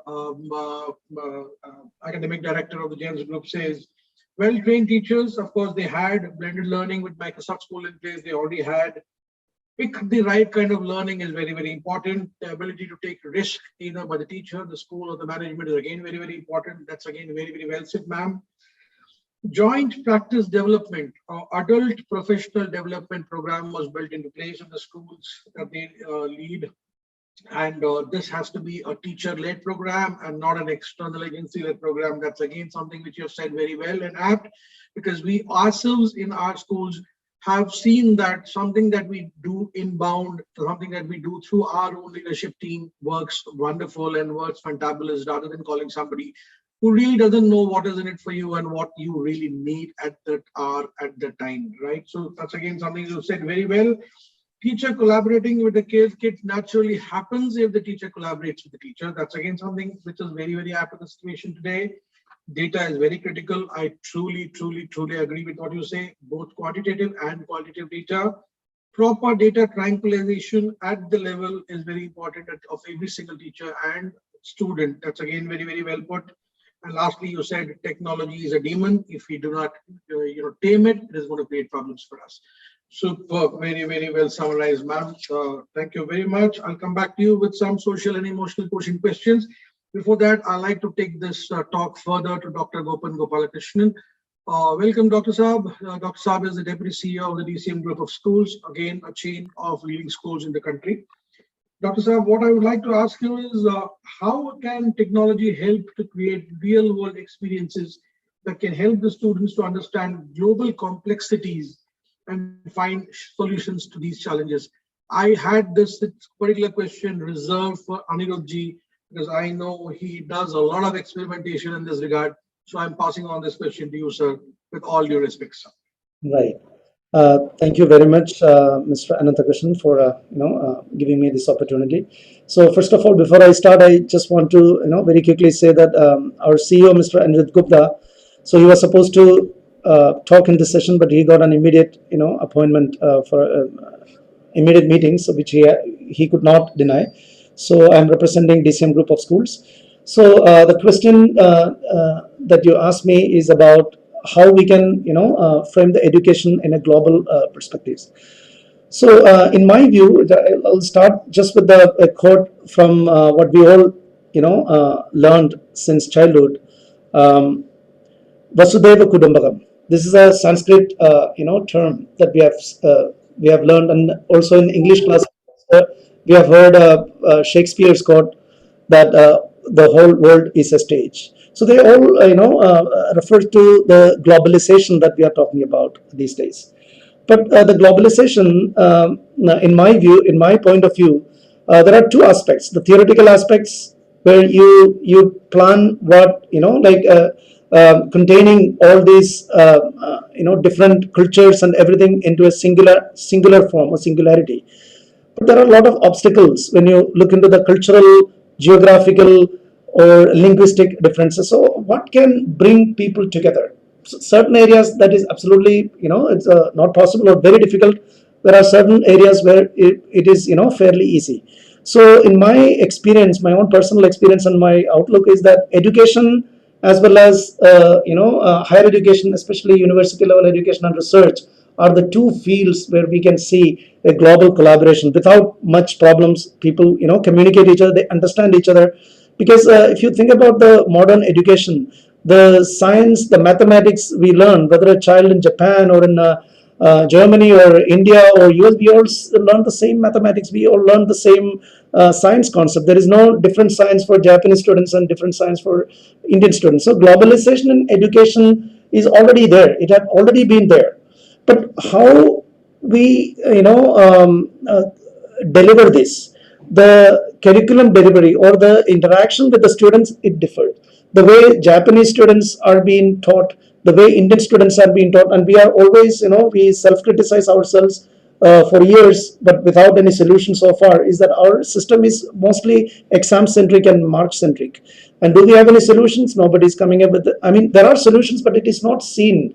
Even till the last exam, maybe at least the past 20 years, we have been complaining, but even this past exam, everybody was focused into the 99% club. Next exam in another year would be the same story. So are these the major, outlook a child should have? Or should they be more concerned or more aware about the global, scenarios and global issues? That is a specific question you asked me. So what we have done, as you rightly said, it's obviously the brainchild of our CEO, Mr. Nitil Gupta, to align our school curriculum with the Sustainable Development Goals put out by the United Nations. So we have done that part. For that also we have not used any external agencies. Our own, faculty members. We have vast number of faculty members across different branches, and they have actually connected. If you look at the science or social sciences or any textbooks, you would see the 17 SDG points that is been rolled out by the United Nations. All those can be connected to one of the topics that we are teaching actually in our NCERT textbooks. So the problem is that we just teach the subjects, we never teach the students. So our idea right now is not to teach subjects. When we are interviewing candidates also, we rightly, we tell them at the, at the first place, we are not looking for a subject teacher. We don't want anybody to teach a subject, but we want somebody to teach our students. So we are connecting all the topics, most of the topics with the Sustainable Development Goals set out by the United Nations. So this would give them a better understanding about the major problems the entire world is facing. The global issues are not only for Indians, or it is, for example, global warming. This applies to everyone. Everyone will be suffering on this. And do we have any solutions? The students would think about those aspects, and they would grow up. When they study certain topics, they would come up with solutions. So these are, this is one of the aspects that we do. Second is that our schools are having, all our branches are having Atal Tinkering Labs. Most of you must be aware of it. Under which we even collaborated with one of the IITs, nearby IITs. It's IIT Ropar. It's one of the latest IITs, but they're doing quite good. So we have a collaboration with them. What they're doing is they are supporting our students and faculties to have incubation centers, technology incubation centers. Such terms are usually heard at universities, that too, at like innovative universities. But in our schools, we are providing this platform to our students. The students would be able to think about the problems. Like as I said before, connecting to SDGs, they come up with wonderful solutions. And what we offer them is a lab space and mentors, sometimes external mentors, or often external mentors from IIT Bombay, or we even conduct Ideate Fest. It's an international event where international experts, some of them are CEOs from startup companies or even multinational companies. They would be coming and interacting and listening to the ideas the students are putting forward. One of the problems that Punjab, because our schools are mostly located in Punjab and Haryana, is the groundwater depletion is a major issue. They are talking about it. So what are the solutions to save wastage of water?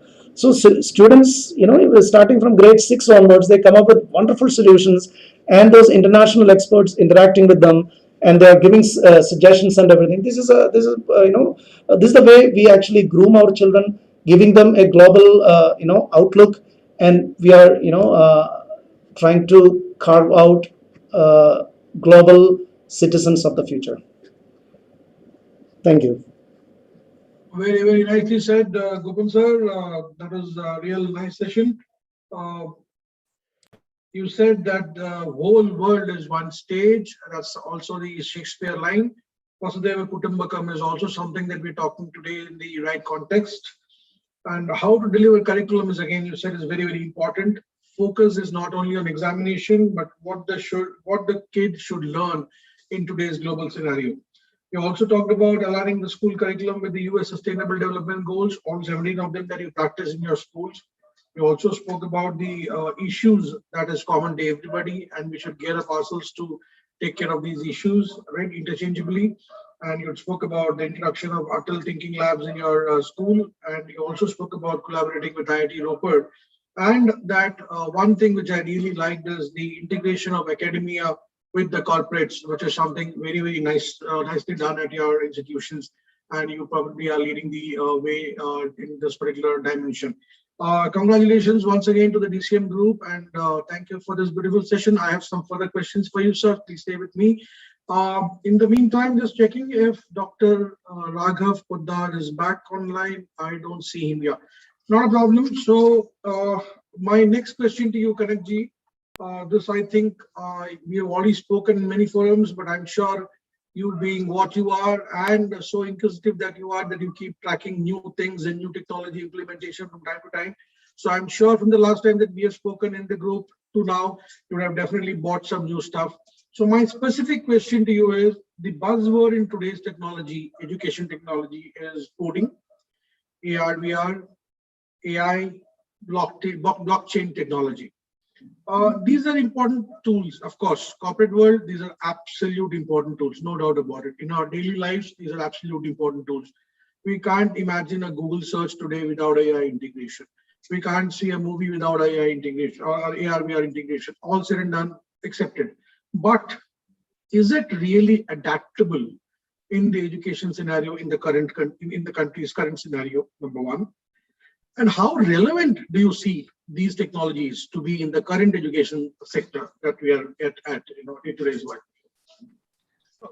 Another thing, I'm seeing a seminal change in the attitudes of parents, students, and which is so good to see that. And there is more acceptability with regards to the new thoughts, ideas that come in. And it's good to see progress. It's good to see that ideas are not ignored. Like, if we were talking about this, say 10 years ago, we would have talked about computer programming, and we would have talked about some geeks, to use the word very broadly, and we never talk about the learning aspect of it. We never talk about the problem solving aspect of it.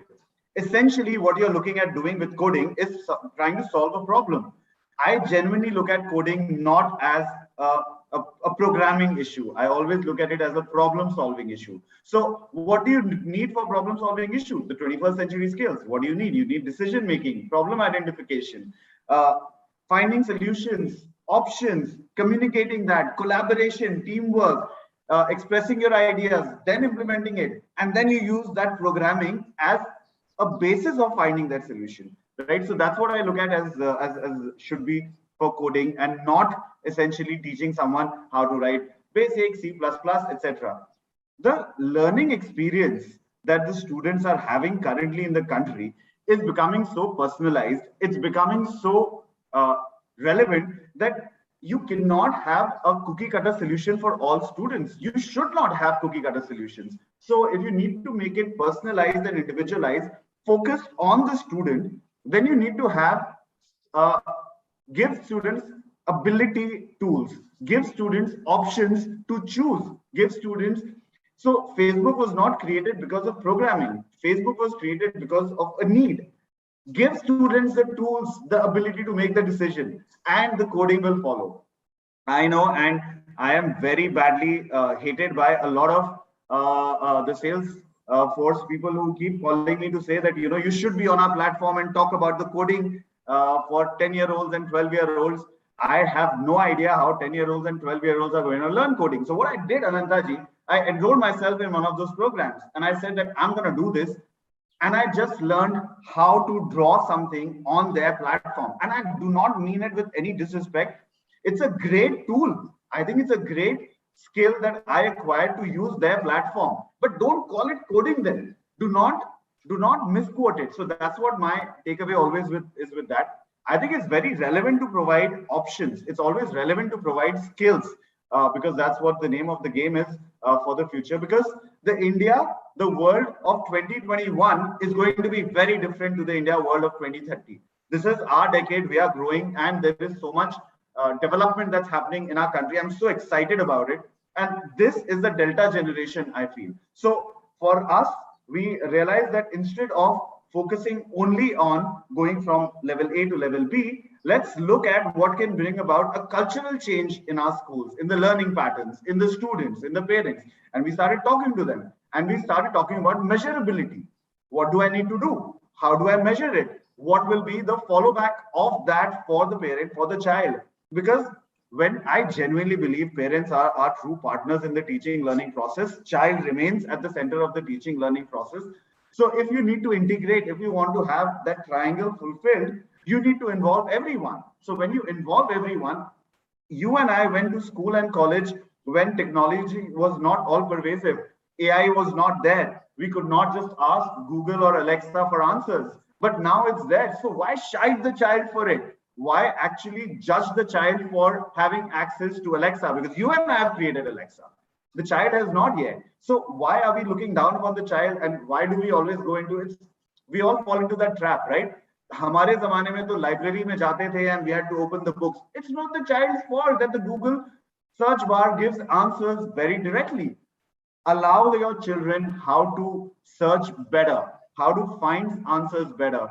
I interviewed someone this morning, Ananta ji, whose CV was very, very simple. That person said, excellent at Googling. And my mind was blown. I said that I want to meet this person. How are you so good at Googling and what are you doing? And my mind was blown further when that person showed me how structured this person was with the search results. So that person had access to good education, learning tools. That's what we need to do.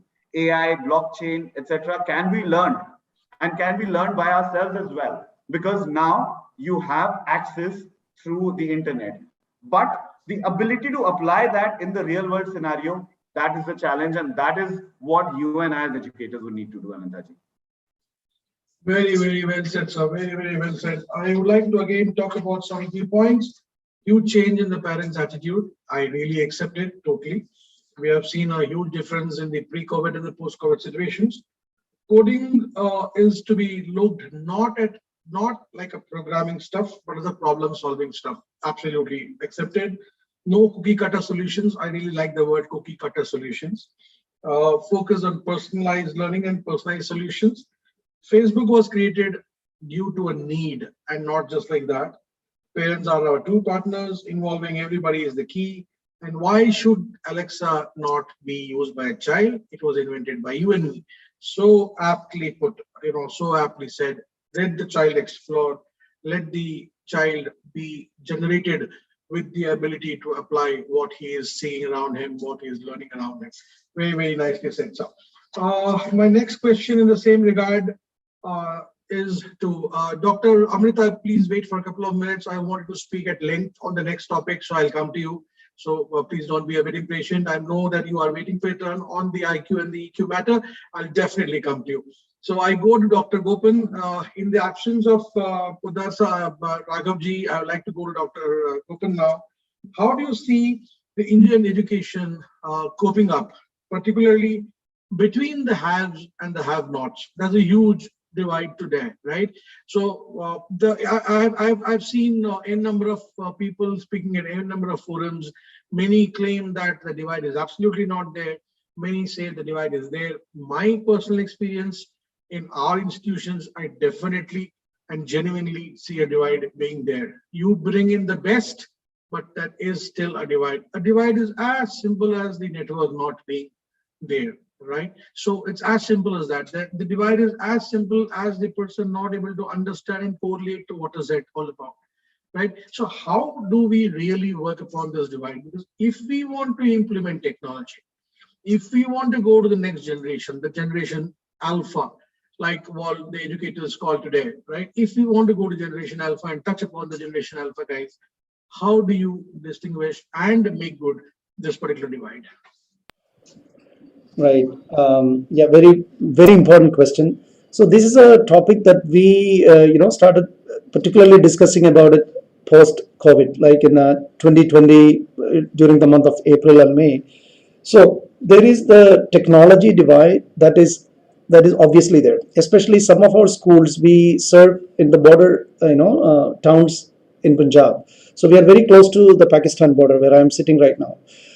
So but we reached out to almost all students. In the first week or so we had very few attendance in the classes, but especially the issue is that at home they most of them were having probably two devices, one from the father, one from the mother. So in especially in this area they have this, like joint families where multiple kids, cousins, and like they are all living together. So this was actually posing some trouble at the beginning, but we reached out to we have a program called community outreach program, COP, what we call it as COP. So earlier we used to provide them with different type of help, but these days since the pandemic started, we also reached out to some of the families, like absolutely needy families, and we provided them with necessary equipments like a mobile phone or that sort of thing to narrow down that sort of a technological divide. Even some cases that we cannot do anything is the access of network that you rightly said. So even when they have an equipment, sometimes they are unable to join an online class. Even in some cases, our teachers as well. So that their house is located in an area where if they turn on the video, then the entire network collapses. So we actually face that issue. That is something we cannot just ignore, or we cannot just say that okay, that is not there. It is there. And in fact, in this regard, we are in talks with a few corporates. So they have this their social responsibility, they have these programs. So through them also we are aligning some of these needy families. We actually identified them, the students, and we are collaborating with those corporates and extending helping hands to them. So this is what we are putting our hands into, how we can help them. But still the network issue and everything, that is a major issue that is actually there. Right, Dr. Gopan, very, very well said. In fact, I really like the way that you handle the CSR part with the corporates. Probably this is one area which is a good thought, a food for thought that you have given to all the viewers here today. Probably we could actually tap up to the corporates for their CSR funding, right, to be made available in the villages where network is a problem. So they can probably help us with either reaching out technology to some level or to get some network there. So that's a very, very good idea that you have floated in the session today. And I think this particular idea will be very useful to all the viewers here. Thank you very much, Dr. Gopan. So coming to the next question and coming to something that's very close to Dr. Vora's heart, right? This is about the importance of EQ, mental health in a child's development program. So what do you have to say about that factor, Dr. Vora? And also, please tell us as to how can technology be used in the assessment in today's world to get the right kind of understanding about the child's EQ development requirements and the other development requirements. Dr. Amrita Vora, Director of GEMS Education, please. Thank you for that question. And yes, it is indeed quite close to my heart.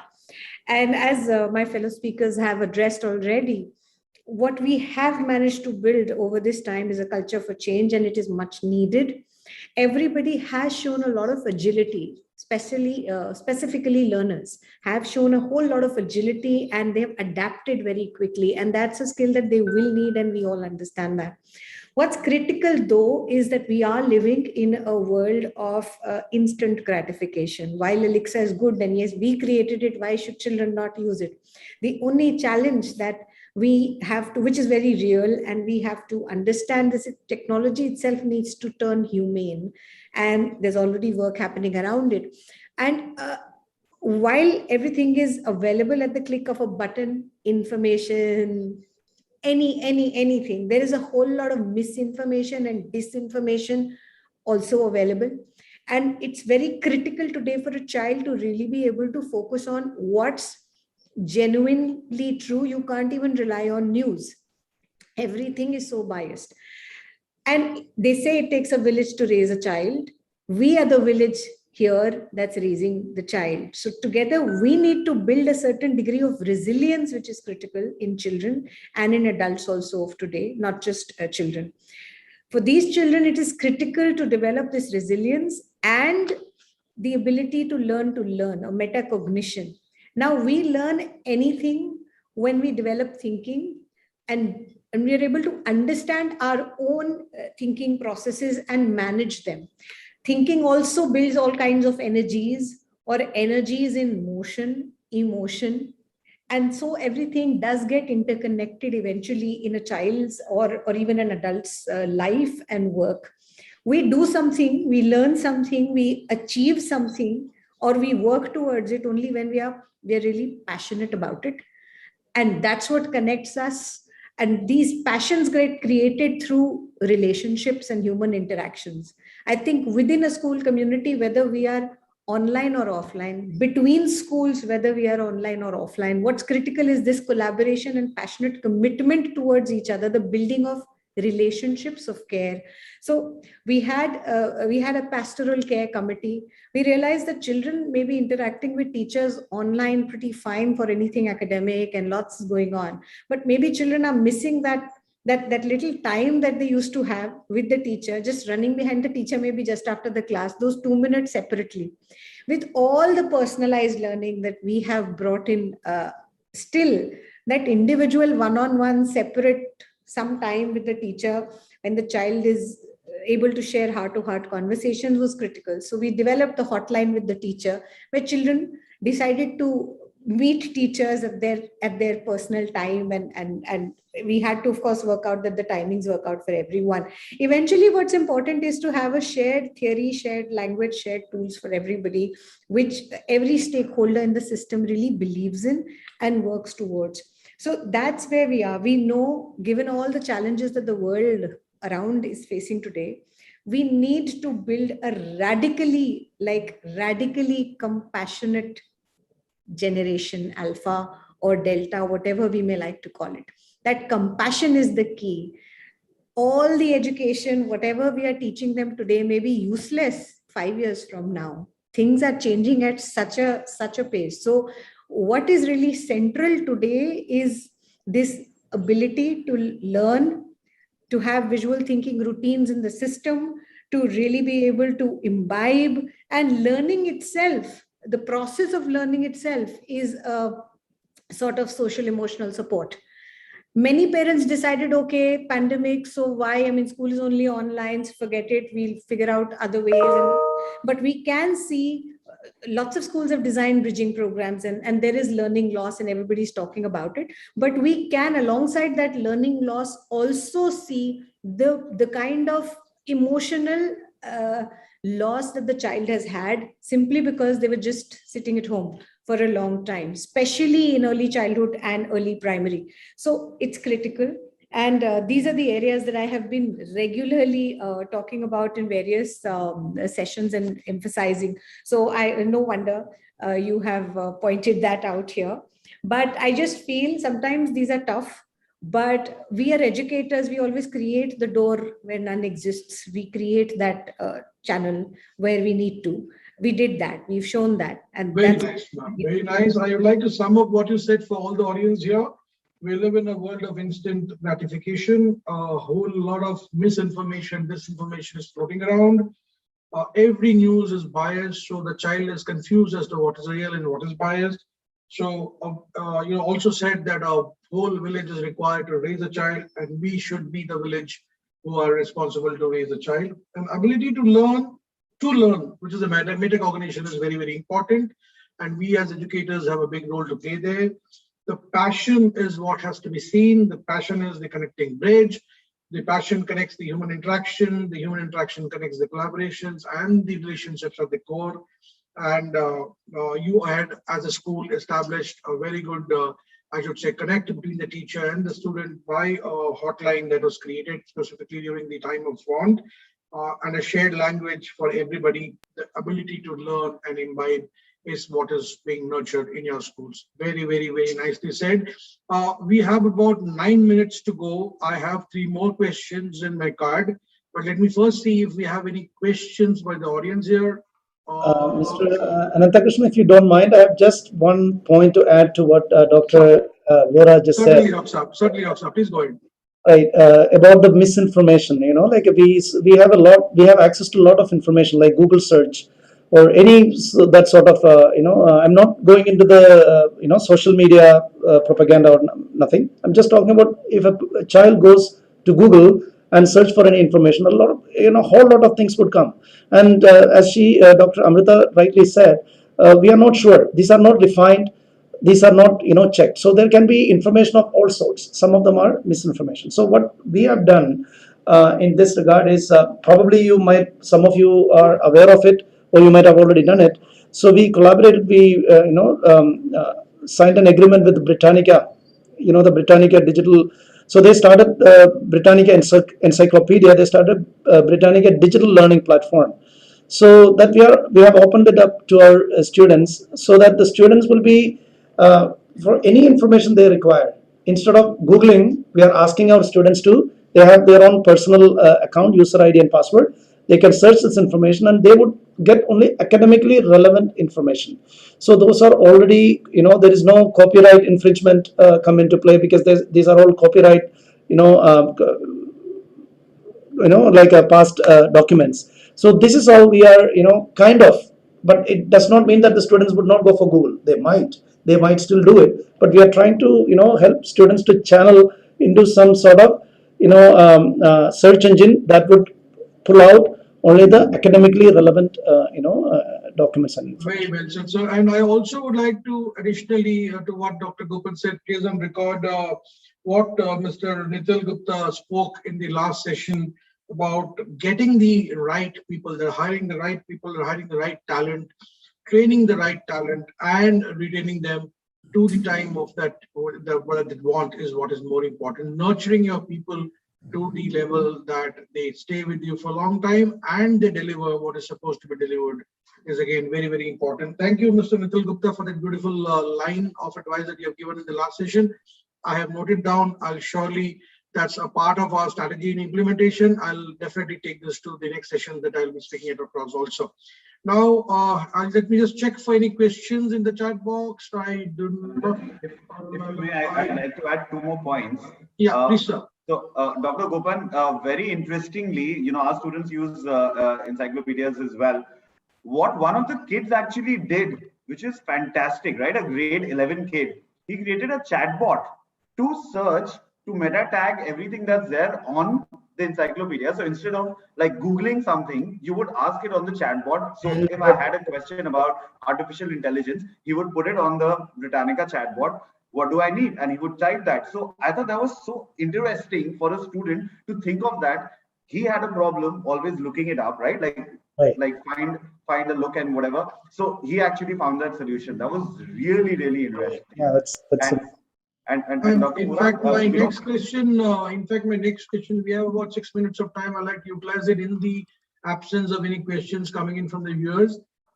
So the next question that I have is again on the same topic as you said, Kanakji. You are a digital media guy. Please do not shy away. I know it for sure. This is something that I'm sorry, hands-on, I cannot do. So nevertheless, you do it pretty well. So going in the same direction, I would like you to talk about the importance of digital literacy and digital media literacy in kids. One, I also would like you to talk about the importance of gamification and the use of games in education scenario. Yeah. So, Anantaji, I think, it's digital literacy is, I think, very, very important, because, you don't throw the baby with the bath water. I think it's important to know that. As the speakers previously also mentioned, there is so much misinformation available, and there is a dark side, which is really scary. We want ourselves to be away from it, but it's important to educate ourselves as well as those around us as to how to bypass that. So that's why I say, don't throw the baby with the bathwater. So when we talk about as to what can be the tools to look out for reverse lookup, for finding out fact versus fiction. It's important to educate children about that how you can do that. That's one. The second thing is gamification in learning. I think it's a fabulous thing because I genuinely feel that it provides an element of what previously was being spoken about, instant gratification. It does that, but it also gives you instant feedback, which I feel it completes the loop as well. You get automatically. You and I again did not grow up in an era where there was gamification of learning as much. There was some, but there wasn't as much. But for us also to unlearn as educators, to bring that pedagogy in the classroom is very, very important, because that is what's engaging the children and developing their skills for the next 20, 30, 40 years for the economic development of our country. So it's essential that we unlearn first. And I think gamification could be one of the feedback tools for us as well. Absolutely right. So absolutely right. In fact, I always believe in tapping onto the global learning network. There's so much of resource available in the global learning network. So we need to really educate our resources as to how to tap on the global learning network, and also let across opportunities to discover personal opinions on what's happening in the world, across the world, for the students on the global issues. So they would be the kind of the leaders of the future. So they need to be aptly well versed with what's happening across the globe. Probably this is the time that digital media literacy and the digital platforms of social media is also going to help them a lot in the same field. We also should harness upon the power of the virtual simulations to the games, wherein they can learn the modeling applications, the virtual reality, so they can basically be at the right spot and learn what is otherwise supposed to be hard learned, right? So in an easy way. So that's why the gamification and the other stuff is very important in today's world, which fortunately the parents, many of them don't relate to. Even parents like me had kind of a resistance in providing these kind of games to the kids across my own kids, of course. Then when we see to it that what is it, then you get to understand the real importance of such kind of things. So it's a beautiful world that we are in today. A lot of opportunity, as you keep on saying. In our times, I remember in our time there was nothing. There was just one kind of a big time box where you used to put a 1 rupee coin and you get a 10 minutes of that game that you used to play. I don't even remember what's the name of that. So we learned a lot with that. But then today's child is a pretty different child altogether, right? A lot of avenues and opportunities that the child has towards technology. So adapting the technology the right way and not let technology be a demon, Dr. Amrita's words, is the right way to proceed further and go further. So I'm sure this panel has enlightened the audience to a great extent. You've given very, very rightful and obvious views, and you've also given a good number of ideas. My take from today's session is what Dr. Gopan said, is tap the corporates for their CSR funds. I love that idea. I mean, we did, of course, we kind of used to do it earlier, but somehow off the track, we kind of did not go ahead with those ideas. But now I think after Dr. Gupta said that, my immediate action is to tap the corporates for their CSR funds and do something to our schools which are in the remote locations of the country. With that, I think the next panel is already on cards. I can see Sulbiji, I can see Snehaji online already. So I would like to hand over the session back to Rahulji. Thank you very much for this beautiful session, and thank you panelists, thank you senior members for having shelled out your time, and thank you viewers so much for listening so patiently. And please do takeaways from what we could speak, what little these eminent speakers have spoken, and whatever little we can help you further with your schools in terms of development teacher programs. So please get back to us. Thank you very much. With this, I take your leave for the day. Thank you, Guru Bhyonama. Thank you very much. Thank you for. Anandaji, you were a fabulous host. Thank you. Thank you so much, everyone. That was a phenomenal deliberation, and I'd like to thank all the eminent speakers for all their time and support. Ananta sir, you did a fabulous job moderating the whole session. Thank It you very was much. an absolute pleasure hosting you all, and I really hope you two all had a wonderful time as well. Thank you. Good day. Thank you Good day. so much. Bye-bye. Bye-bye. So much. Thank you so much once again. Thank you so much. Now, moving forward, once again, I'd like to thank our partner, EduVacancy, for supporting this event. It is India's first placement portal for the education sector. EduVacancy helps candidates in finding their dream job, thus making the recruitment process simpler and faster. This has been one of the most favorite platforms for both job seekers and job providers for finding new opportunities and recruiting talented candidates. Thank you so much, Edu Agency. Moving on to the second panel of the day. The topic of discussion is tech equity and access to education, lessons from the pandemic. I'd like to warmly welcome the eminent speakers we have in here today with us, starting from Ms. Surbhi Goel. She is the CEO of Aditya Birla Education Trust Schools. Welcome you, ma'am. Good evening, everybody.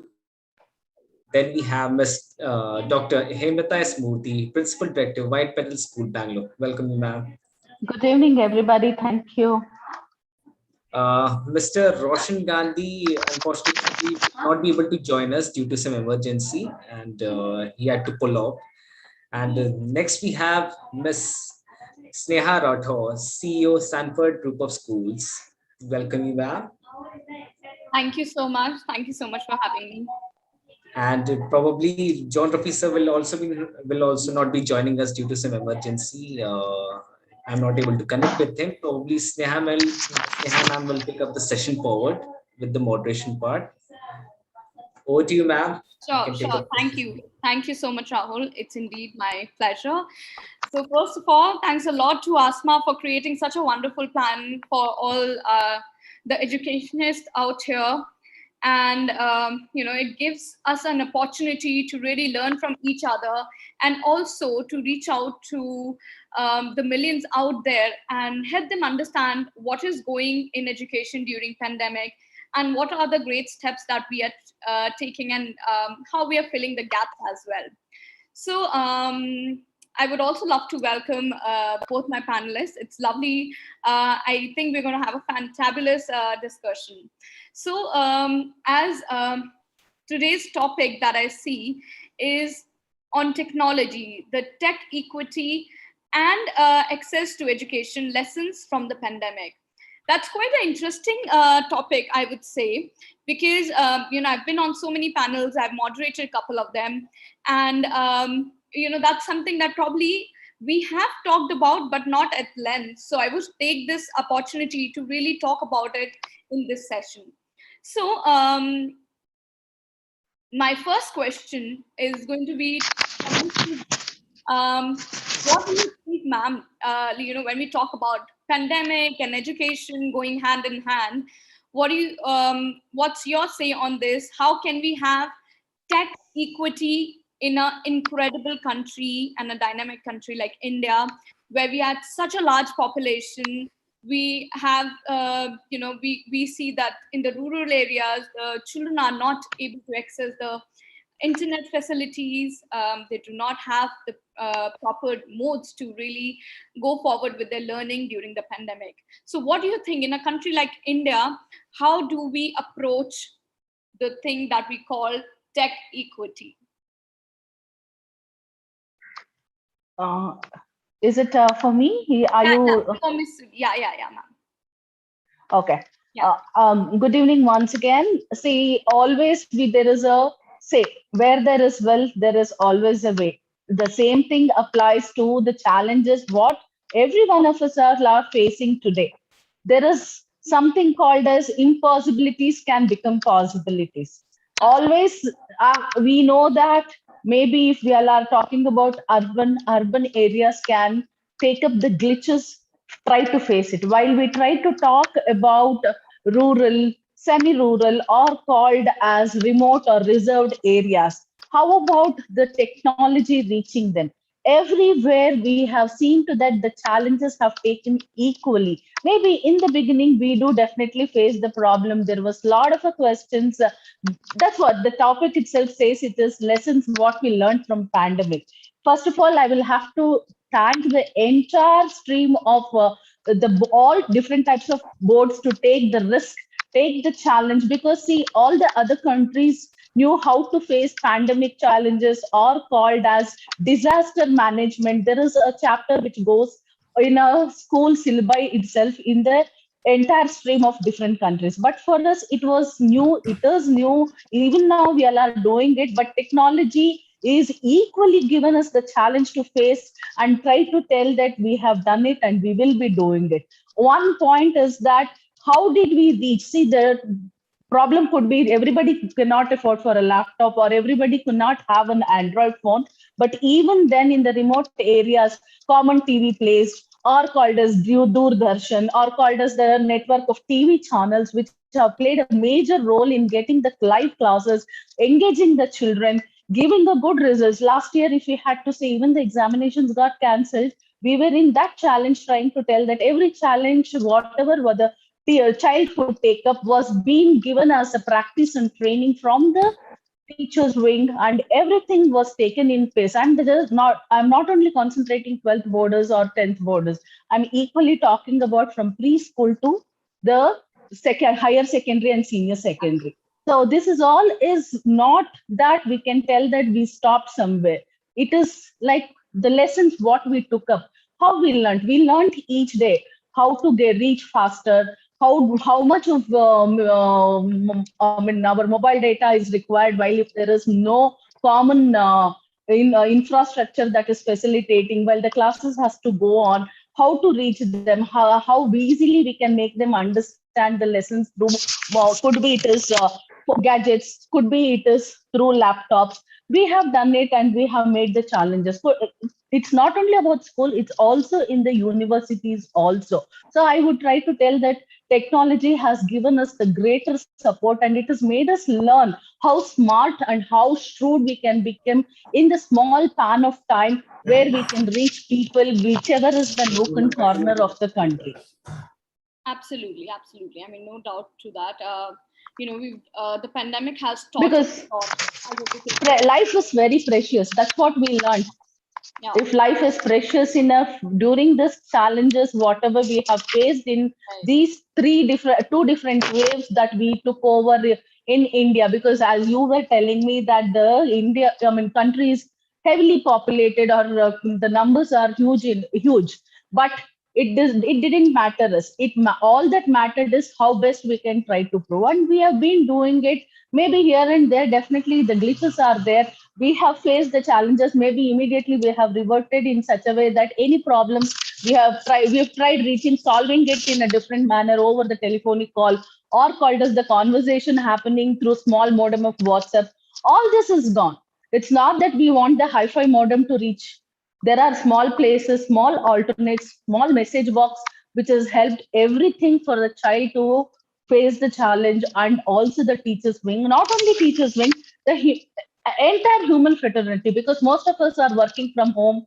All this happened in during pandemic. We've learned how to work from home, how to take up challenges from home, how to reach people from home. All this happened sitting in one common place. Right. Absolutely. No doubt. So much that we have learned, and so much that we have to learn, and so much that we have got to know the gaps that we have in education, and how probably we can make the education more futuristic. That's something that all of us as educators need to learn. This is what something I feel as a takeaway from the pandemic, that whatever the things that we have seen and faced. So we have John Rafi sir here. I would like to hand over the moderation to him, sir. You can please take over the panel.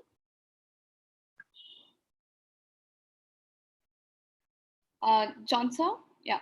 Yes, so thank you so much. And I really apologize for my delay because I was stuck in some other meeting. But it's indeed an honor and a pleasure to be here with you all esteemed people. And thank you so much to the organizers also for this honor. And of course, I mean, we are here for the same cause, and the pandemic has taught us, to explore the use of technology in education and to assist our students in that manner. What actually is needed is to ensure that students have access to information that would be different whether they are in school or at home. Moreover, students need to have equal access to technology and devices to run this technology, and whether they are, again, the same thing like in urban or rural areas. And I think that what makes our conversation today so essential. And the term doesn't mean just equipping students with the same devices, but I think it's also about their access to internet. Therefore, this topic is so apt, tech equity and access to education, lessons from the pandemic. So if we have all the panelists over here, then can I start with Ms. Surbi Goyal? Yes. So ma'am, like a very basic question, let's start with, that implementing education technology in schools for an enriched learning has not been easy. What, according to you, are the impediments and challenges faced in adoption and use of education technology today? Thank you for that question, Mr. John. I'd like to divide it into two parts, right? We know that India is a very, very diverse country, so the demographics are very different. So the answer to this question would also be very different for different schools. Since I come from the unaided private school sector, probably I like to address it from that point of view. So while, a lot of schools, CBSE, ICSE, in the state schools, some of the good ones, have been using technology in some form or the other. Maybe they have interactive whiteboards, they may have a computer lab, etc. It wasn't done extensively, and it wasn't blended into the curriculum as such. So when the pandemic hit, the children being digital natives took to it like, what it takes to fish, but it was actually the teachers who have really, sort of a little bit struggled, if I may say so, being thrown at the deep end. And they are the ones who had to be trained and upskilled to be able to use technology, not just as a hardware, not, okay, I know how to use a computer, but to blend in the edtech tools and the apps and to make technology as a platform to be able to make learning more engaging, experiential, personalized, and all of that. So I think, the schools have done a great job. All the school leaders, principals have reached out to each other, shared best practices, done a lot of upskilling of the teachers. Say, for example, at our school, we had something called the teacher learning community, where the teachers would share with each other some of the, tools that they may have tried. Schools have hired tech integrators because, the teachers have their plate full and they already have a lot happening. So there is somebody who would curate, go through different tools which are, available online and be able to give access to teachers so that they can blend in those tools, when they're really teaching online. So those kind of things have, of course, also happened. I think another very important thing is to provide teachers a safe space. See, it's imagine a teacher, she would feel very vulnerable trying a new tool or a new platform because, you're not very sure it would go the right way. So I think it's imperative that the school leaders provide a very safe space for teachers to try, experiment, perhaps fail, and then try something again. So technology is just not the hardware, it's also the software. It's also cyber safety and security, teaching children as well as teachers to ensure that, they stay safe online, where to draw the line, how do we, like say at some of our schools, what we've done is we've relooked at the timetable to see how screen time, say for example, can be staggered and how timetabling can be done. So it's really a very, very wide gamut. But I think what I want to really emphasize is that there's a lot of unlearning and relearning that needs to be done and a lot of upskilling that needs to be done because technology is here to stay. And I hope we don't lose some of the lessons that we've learned during the pandemic because it's finally changed the education landscape. And I think it's done it in the right way. Thank you so much, ma'am. And you put it across so well. And just to add to that, there have also been certain financial constraints that the school had to face. And of course, as you mentioned, there was also some resistance to change and unwillingness to adopt, to the new technology. Thank you, ma'am. So educators have always been flexible and reinventors, and perhaps more so recently, students and teachers are connecting digitally across the globe. And so the virtual connections have been instrumental throughout the pandemic, teaching and those who've exposed the larger digital divide between students and what they are achieving. So Mr. Roshan Gandhi, is he there? I would like to direct my next question to you, please. He's not in the panel. He's not there? Some members. So can I request Dr. Hemlata, please, to come in? Yes, sir, I'm there already. So Yeah, yeah, okay, because so, there was I'd like to direct this to you. Yeah. So the first most obvious concern regarding a widespread switch to online learning is the problem of access. Yes. So in a country where a majority of students at a given level of education lack access to either digital devices such as smartphones, laptops, or even connectivity, or maybe both. So what according to you, has the online education become unviable?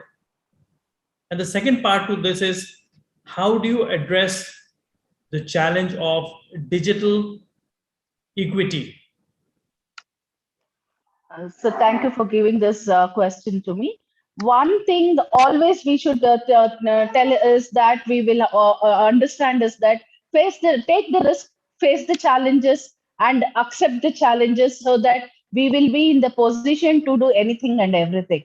But to me, whatever was the problem came during the pandemic, called as this accessibility or called as use of mobile data, Wi-Fi, everything was new to us, because definitely we weren't there in the position to understand how to go on online. We were introduced to online classes. There were classes going on in the college level and the university level, where while it came up to the higher secondary and primary level, or called as preschool, we had to see to that it was all dependent on the teacher, how best the teacher can do. And definitely we should today give a big round of applause for all the teachers, because they did an enormous job. See, if it was a computer teacher, that risk wouldn't have been very much for the teacher. But if it is for the language teachers who took up that, also the subject teachers who took up the challenge of getting onto the online, maybe definitely there were drawbacks which was which was in the initial stage. But now every teacher is so free enough to handle online classes or offline classes equally. They are so happy enough in balancing the things there, because everybody had the family trauma in between, so many other challenges that they had to take up. They had to see to that working from home was not possible. They made it possible. Also, there was a problem because we had kids, or everybody, not only my school, many schools which were in remote areas, they didn't even know how to do it. They had a problem of getting the accessibility, or called as internet, which was not there reaching them at all. Then we had to see to that the TVs were there, or called as the bigger screens used for handling the classes. The same similar way in my school also, while in the initial stage, we had to see to that we gave the teacher training. We made the teachers understand that how equally they should balance the accessibility as well as taking up the classes challengingly. All this went on, and we are now going in such a smoother way. Any problems that comes through accessibility, we within the moment, within a span of time, even a teacher can do it. Even the service management will help in such a way that there will be a balance happening between both the things. So there is nothing called as that we can stop back. Possibilities and challenges, as we know that we are heavily populated, or there is a huge population in our country. Maybe versatile variety of schools could be, like as previous ma'am was trying to tell, that state board, ICSE or IGCSE, any format of boards today are very easily doing the classes. Only thing is that it is the possibilities we will have, I mean, the challenges, whatever we've taken up, we are seeing to that it is going in a smoother way. So nice, ma'am. Thank you so much for that response. Yes. And the whole world is adjusting to this reality of COVID-19, and just trying to find alternatives to this disruptions that have been caused so far. We know that corporate houses, they're allowing their people to work from home, and even in education sector, the schools and colleges are conducting online classes. So as the country takes on online education to the next level, I think the current pandemic is impacting the rural students more than those who live in cities. So my next question to Ms. Sneha Rathore is, how can educators in remote and rural areas make use of technological strides in education when tech access is itself limited and non-existent? Over to you, Ms. Rathore. Yeah, thank you so much for that question. I think that's quite an important question to really look at as an educator, because not only should we be concerned about the institutions that we are running in, but as an educator, it's very much our responsibility to take care of the education fraternity, the students of the nation who are somehow during this pandemic have been left behind due to the resources not being available. So there's a huge percentage of children who were not able to access or go forward with their learning, and there are a lot of institute as well as government who has worked also to help them give whatever the support that they can, because of course we were all not ready mentally, technologically, to face this pandemic, right? And it took us time, all of us, the government also, us educators also, how to go forward with it. But I think things like how I have seen that how even government took an initiative to run classes on the televisions. They were telecasting the learning materials on the television. So in the homes where they did not have phones or things like that, probably they have even one mohalla had like a TV or something like that. The children were going there and watching their learning. They were doing their learning through the television itself, and things like that. And also the government has also created things like online library, where they're giving a lot of educational things to the children for free online. But that's what government has been doing. But us as educators, individually, what we need to really do is, just to let you know, like I have been we have 250 schools, preschools as well as K-12 schools all around India. So I could really see how we had started in metropolitans and how we were doing it in the rural areas, in the villages or mohallas, where there was lack of electricity as well as lack of technology. So it took us a while to really implement it, but we did things like introducing WhatsApp chatbots as well. So WhatsApp, nowadays, even in a home, even in even one household, if there was one phone and there were 2 children or 3 children, and they probably had to learn through something, and if they could not really type anything on it, they know how to use WhatsApp and things like that. So it gets it easier for them to give their assessments as well, their examinations, to learn. So everything was through that chatbot. They could probably learn everything that is possible and how they would probably be doing it in the classrooms.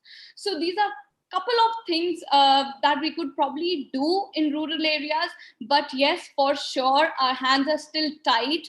That's what I just said a couple of minutes back, that that's my takeaway as an educator, that we really, really need to pull up our socks when it comes to implementing technology in India as a country, not only as an institute or as an educator, but as a country, because that's the way ahead for learning.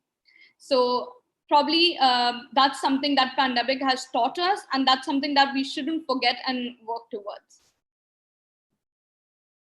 Thank you so much, ma'am, for those very informative thoughts. See, online education open up a lot of possibilities for students and teachers alike. Yet it may also widen the inequalities in the socio-economic fabric of India. All our policies and interventions with regard to online education should strive to be inclusive. So my next question is directed toward Ms. Surabhi Goyal. So what are some of the initiatives the government can put in place to help bridge the accessibility gaps in education in remote areas? So again, you know, physical infrastructure, of course. So we have to quickly digitize India in the sense, ensure that there's high-speed internet in as many, you know, places as possible. The private sector can pitch in, CSR funds can be diverted towards it. That's an important step. Public-private partnerships can come in. Recently, our trust tied up with the BMC to upskill 2,500 teachers across all wards of Mumbai, to upskill their teachers over 60 hours on how to be able to teach online. So that's an example of, you know, public-private partnership that can happen, you know, which is very, very important. So, you know, you're right, because a recent study by Save the Children said that 4 out of 5 children don't either have access to the internet. Of those, you know, 70-80% don't understand what's being taught, because they don't either have the context, or they're really busy with home chores, or, you know, as Neha mentioned earlier, maybe there's just one device and there are, you know, 2 children at home, and even that device is taken to work by the parent, the father or the mother, so don't even really have access. So you know, creating low priced devices, tablets, again, some large organizations like Microsoft or, you know, Google and all of them. So all of these will also have to invest, and they are doing that. India is also the hub for some of the largest edtech players now. You know, the industry is expected to grow at an exponential rate. So we could maintain something like a Robin Hood model, where you charge people who can afford it, and then in turn make sure that, you know, that same technology or the same software is provided to people who don't have access to it. And I think to an extent that is also being done, but it's really, you know, it's a mammoth task. So everybody really needs to pitch in. At an individual level, we could all ensure that, you know, maybe we give a smartphone to our drivers and our maids so that their children can continue with the online studying. So everybody plays a part. You know, we are all part of this large puzzle. So that, you know, we can't really put the entire onus on the government.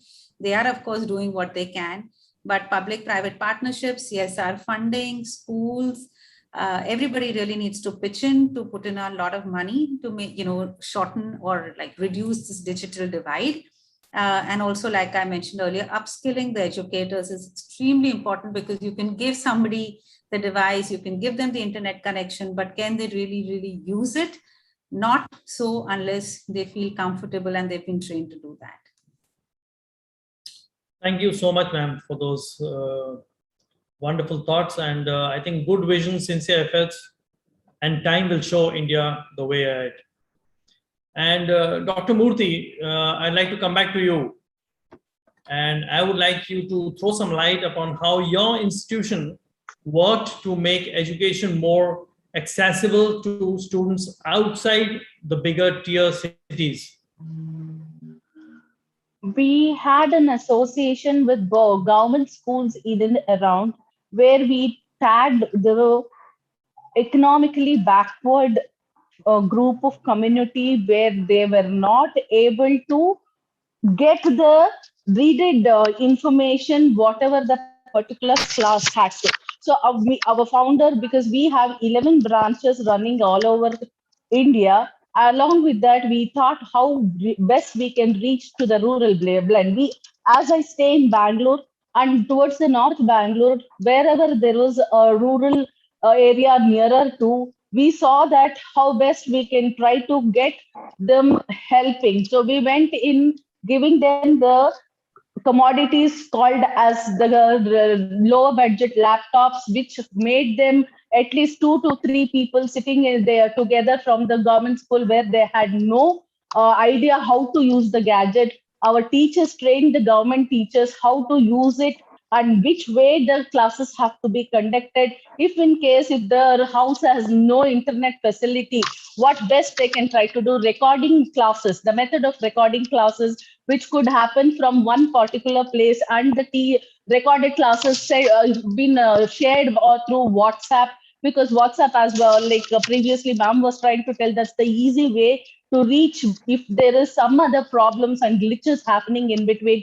Through that, we made the rural children to take up little percentage of classes which was happening from our side as a help, and we made it in such a way that to the teachers, government school teachers initially got well versed with that, started reaching the parents, giving them the idea of how it is going to happen. If they were at risk not affording for the gadgets, then they themselves volunteered. They gave them that uniform spreading there. Here we had this Akshara Gyan happening through us. That also reached the rural blend of children. And similarly, our own children who were smart enough, they started sharing their own recordings, whichever happened. This was a small idea which we inculcated, and somewhere problems definitely would happen to all of us. But to come out of the problem was a major, big challenge for us, which made us to understand how we can do the during this phase. And this is how we went on. We reached the parents first in the format. After that, we made the children understand how best you people they can do it even in spite they had lost the courage. We gave that all the positivity that they can always encroach with the four people together in one particular place, sitting and attending the class, or didn't happen, take up the recording classes. And we made a format of my online school, where we made the platform of our own school campus, where the teachers used to come on particular hours, do the recordings, share the recordings to the particular all those places where it couldn't reach. So this was one format. The other format was, like as I said, it was through WhatsApp. This is how we went on, sir, and a lot of changes came in. There was good results, as well as like as we all know, like government cannot entirely do the needful. The private sectors, wherever we had this fundings happening from the ministry level, there also we approached and we got few things changed, and this is how it went on, sir. Thank you so much, ma'am. And that is some very noble work that you all have been doing. Yeah. I must commend you and your teachers. Yeah, and I so would the rapid like switch to... Yes, sir. Please. No, sir. Please continue. You wanting to say something, ma'am? No. I was just asking. You had some question to me. I was just asking. Listening No. that. I'll move to the next speaker then. So the rapid switch to technology means that everyone needs to move from using new technology and to start applying it for a better learning. And educators need to understand what tech equity is and how to best apply instructional design through culturally responsive teaching to assist learner-centered modalities. So to Ms. Sneha Rathore, I would like to ask, how important is private or public partnership in making education and technology more accessible across the country, and what role do EdTech partners play in this process? I think that's really, really important. How Surbhi also just said that public and private partnership is very, very important, and that's probably the way forward. Because when we talk about implementing technology, because government can tell us that these are the schools and we know how to do the work. So we can play a great part in implementing technology in rural areas with the help of course, EdTech companies. I mean, of course, we know that EdTech is playing a very, very vital role in education, right? Something like, for example, now that we know that there's a new education policy that has been released, and there are a lot of changes which are going to happen after that, and especially in the early years. So early years was something that was initially been neglected at a large. We were not really considering it as a formal education previous to this new education policy. So now, how do we implement this education policy in all the parts of India is something that the private and the government has to really partner to implement this, because us in the early year education, we know how we had been doing it for so many decades in India, and we know how to really educate these early learners in India, which was not happening in rural areas earlier. So probably our curriculum, the technology that I think most of the private players in early years, for example, have already, and they have been already using it for several years now. So if we partner with the government, we can go to Anganwadis, we can already start implementing the NEP in the rural areas if we partner it. And it is not going to be such a hard process, because so it's something like that everything is ready and the government just has to tell us to implement it in all the parts, because everything is laid out how we do. Even we know how to really upskill the teachers in pre-primary, and that's something that we really would have to work upon in the coming years, because as we have given a lot of weightage to early years in the new NEP, that's something that all the educators need to work forward, how to upskill the teachers to implement this NEP. And that could be taken care by us, the private players as well.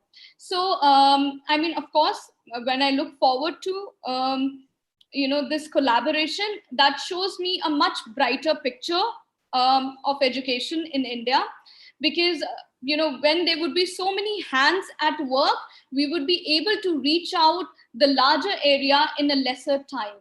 So collaboration is absolutely the key for the future. Thank you so much, ma'am. And I'm back to Ms. Surbi Goyal. So, as we say that technology can be and is a powerful tool for transforming learning. However, technology should also shrink equity and accessibility gaps. The accessibility gaps. Despite the promise of emerging technology, while the turn of events depicts a contrast. So what, according to you, ma'am, do you think that technology and equity, are they inevitable partners? I always think to myself, suppose a pandemic had happened, say, 20 years ago, say, I don't know, late 90s, even the children who've been able to go to school wouldn't have been able to attend any school, right? It would have been, if the pandemic were to happen, probably it's better that it happened now, that at least some part of the children, at least some children have access to education. But you're right, the gap has in that sense increased, because only a certain number of children are getting access to school, technology, learning, while the others have no access at all. It's a sad state of affairs. Like I already mentioned some of the statistics, 3 out of 4 children are not being able to go to school.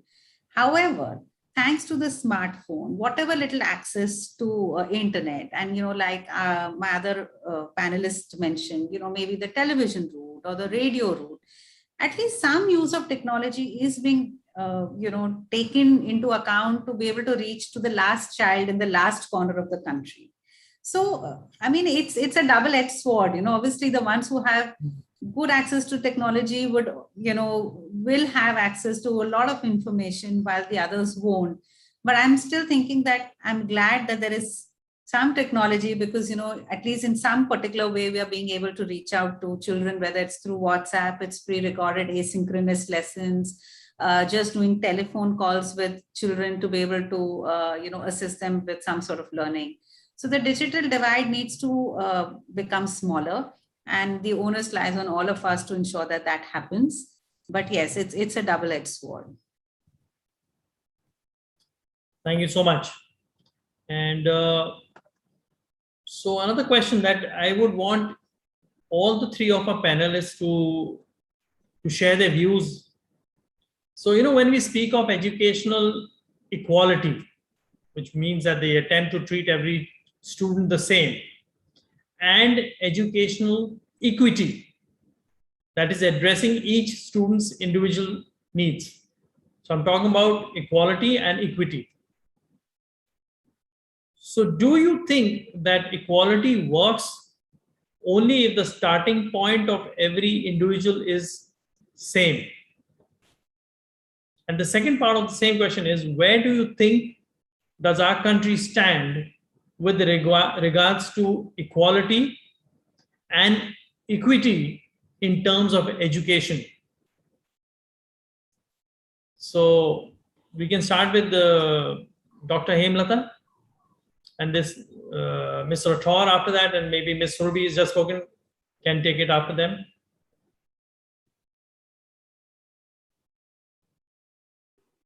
Yeah, should I start with it? You mind? Yeah, please go ahead. Yeah.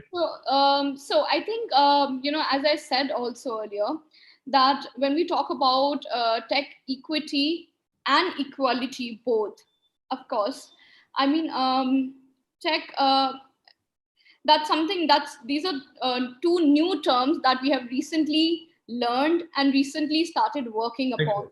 So of course, it's going to take us a while to really understand these terms in true sense and work towards it. We've already started working towards it, but of course, it's going to take us a time to really reach that point where we say that, yes, we have tech equity and equality both in our country. Because as I said, India is a very, very incredible country with a large population, which n number of dynamics.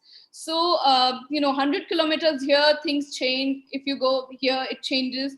The language changes. Everything changes.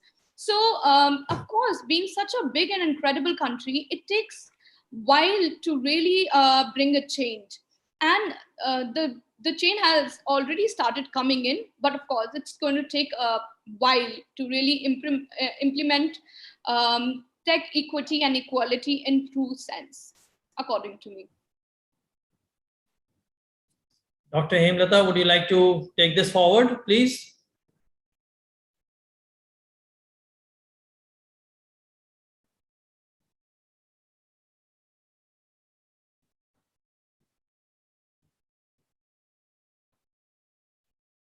Is she there with us?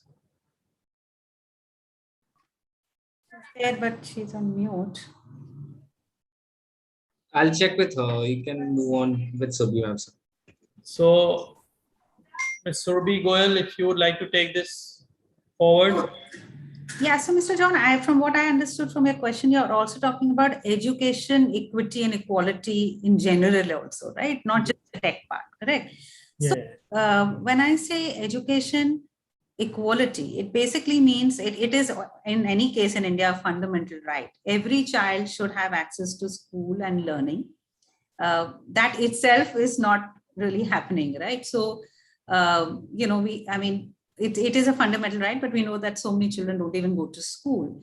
And if they go to school, then, you know, there's enough data to say that, say, a grade 5 child can't do a sum of a grade 2, or can't, you know, the reading levels are far below than, you know, what they are.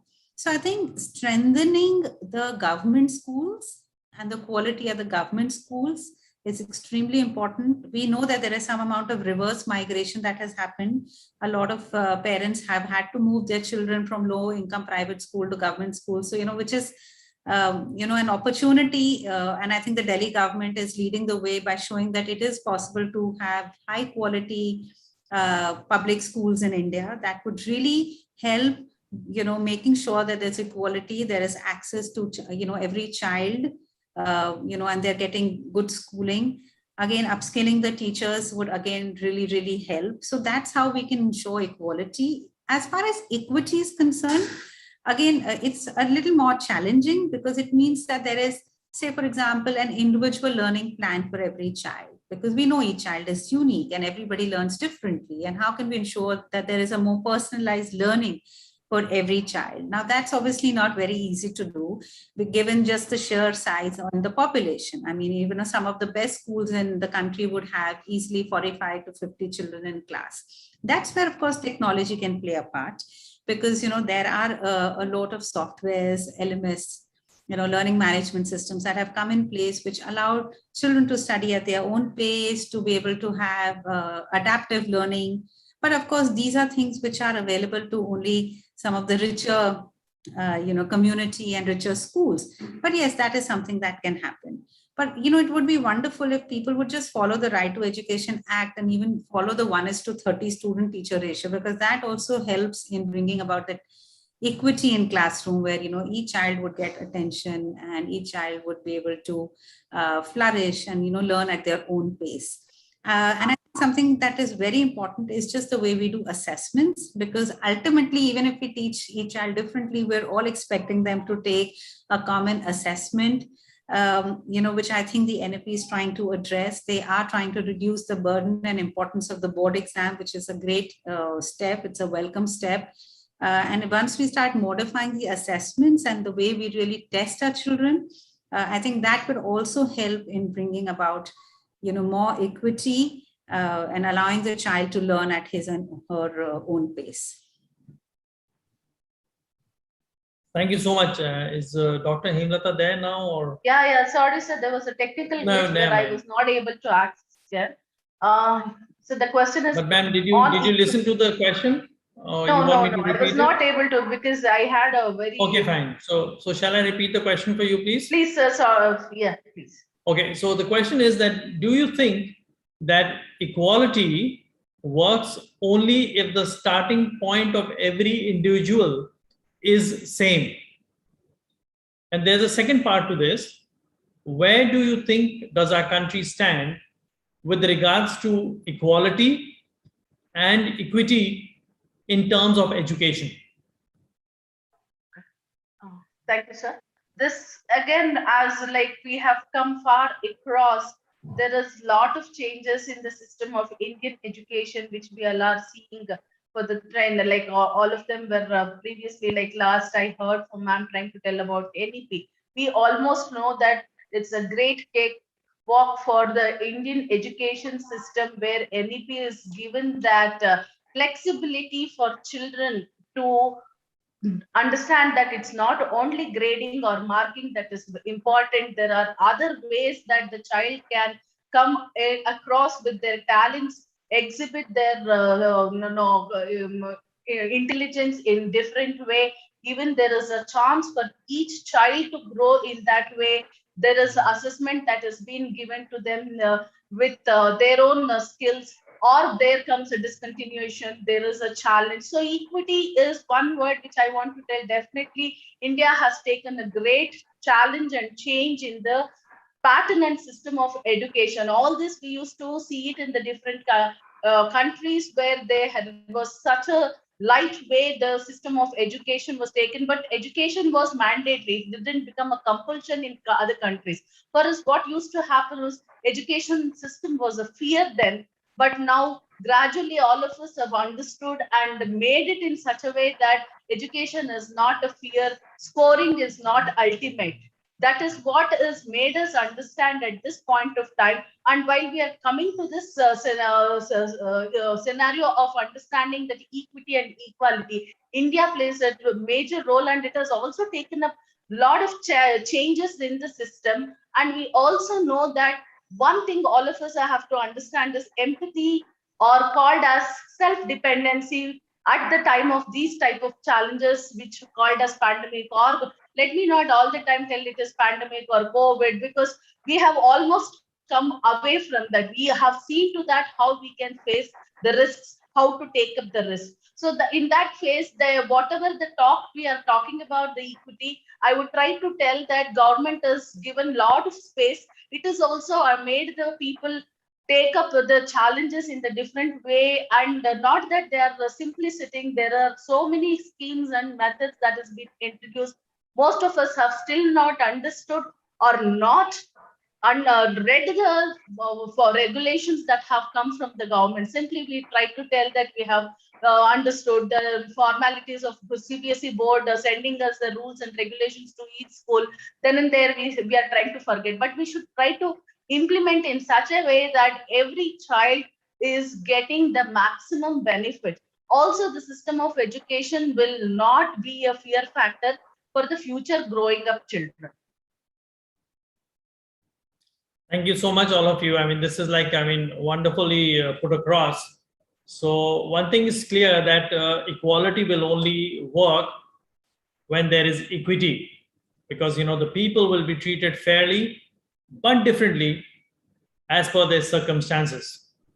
And so before we leave, just very quick question, which I'd like to throw across to all our panelists, is a very general one, but and I would want your views very quickly on this.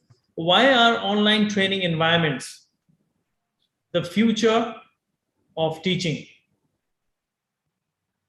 Or should I say the future of online teaching? Why are online training environments the future of online teaching? Shall we start with Ms. Surbi, please? So are you saying that online is the way forward for students? So, in a way, actually, see what had happened at the start of the pandemic.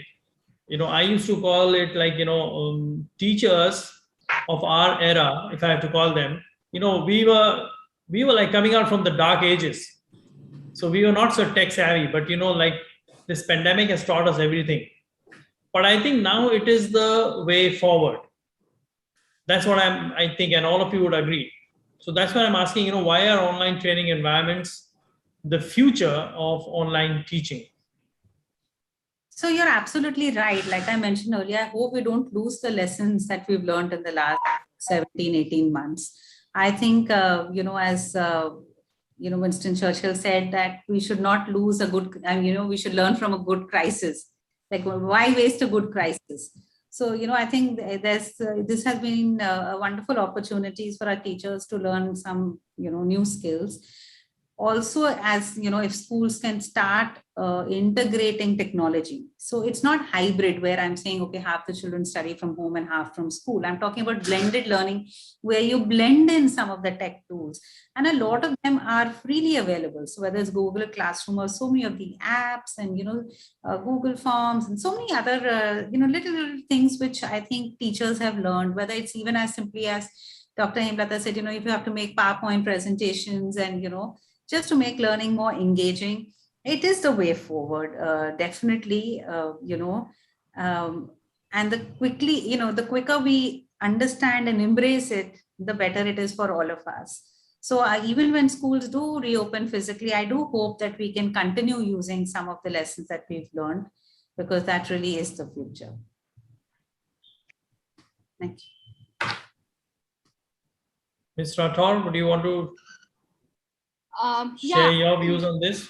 Absolutely. I think, of course, it is the future, as we all discussed in the session, that, you know, the teachers have worked hard.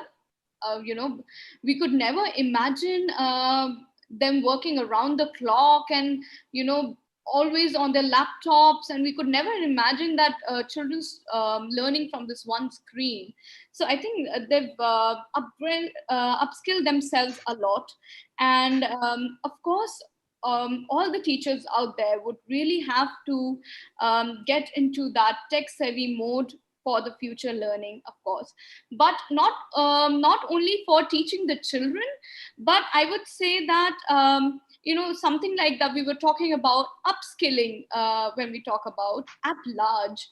I think technology will play a very, very important role in upskilling the masses in the country as well, because as I said, to reach each nook and corner and as soon as possible, I mean, to fasten the process of learning, technology could be a great tool.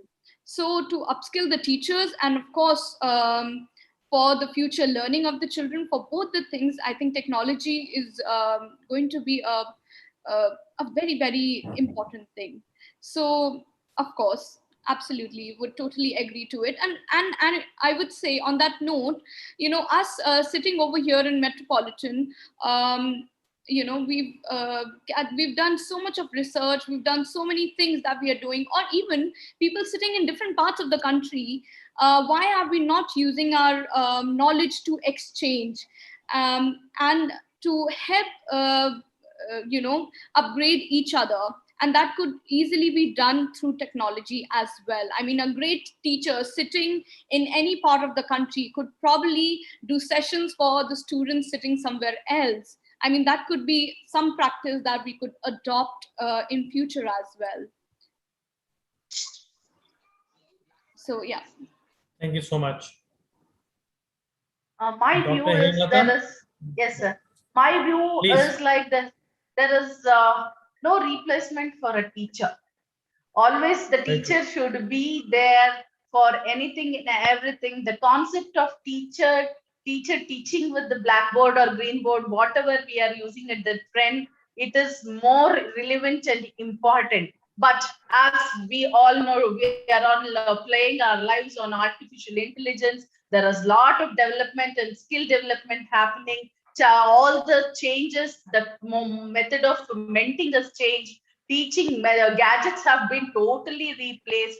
All this is fine. Maybe technology is the one which has supported. I definitely agree. But along with that, simultaneously, I would appreciate that we will not forget the method of reaching a child through class or one-to-one ratio, or it is called as classroom technology, which is more relevant because we Indians still believe in that Gurukula system, or called as the changes that we have taken up from the ancient system of education. Today, if we just take up the example of Vedic math, maybe we would try to tell that that has come from our ancient gurus. But that implemented in the modern technique way, then definitely we will have to tell future is with technology. We will have to accept the reality that future can always go hand in hand with the technology. Somewhere, some part, we will have to also think that teacher plays a major role, or guru, or called as the faculty, will play a major role.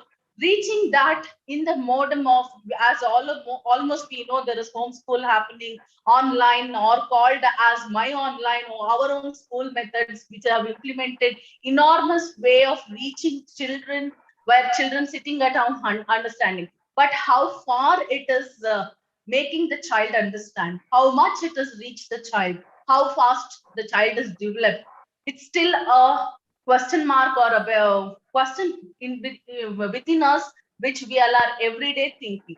But definitely, as like, I don't want to tell this way that we have always, we will have to still believe on the old methods and technologies. Along with the old methods and technologies, future with technology and implementing the technology, definitely, as like previously both the panelists were trying to tell, becoming techno savvy is more important and more relevant for the time. So I would try to tell that let us take up future, and in the way it is demanding us to reach. And let us also not forget the methods, what we have learned then. And there is more important for us to make it a balance. Thank you, sir. Thank you so much. I mean, this was really informative, and telling us that technology is so vital, but at the end of the day, it is only a tool, and so there is no replacement for a teacher. So, on behalf of the organizers, may I thank our esteemed panelists for making this interaction so meaningful and so very enriching. Thank you to each one of you for your so informative, vital points. Thank you so much. Thank you, sir, for giving us this great privilege and opportunity on this day.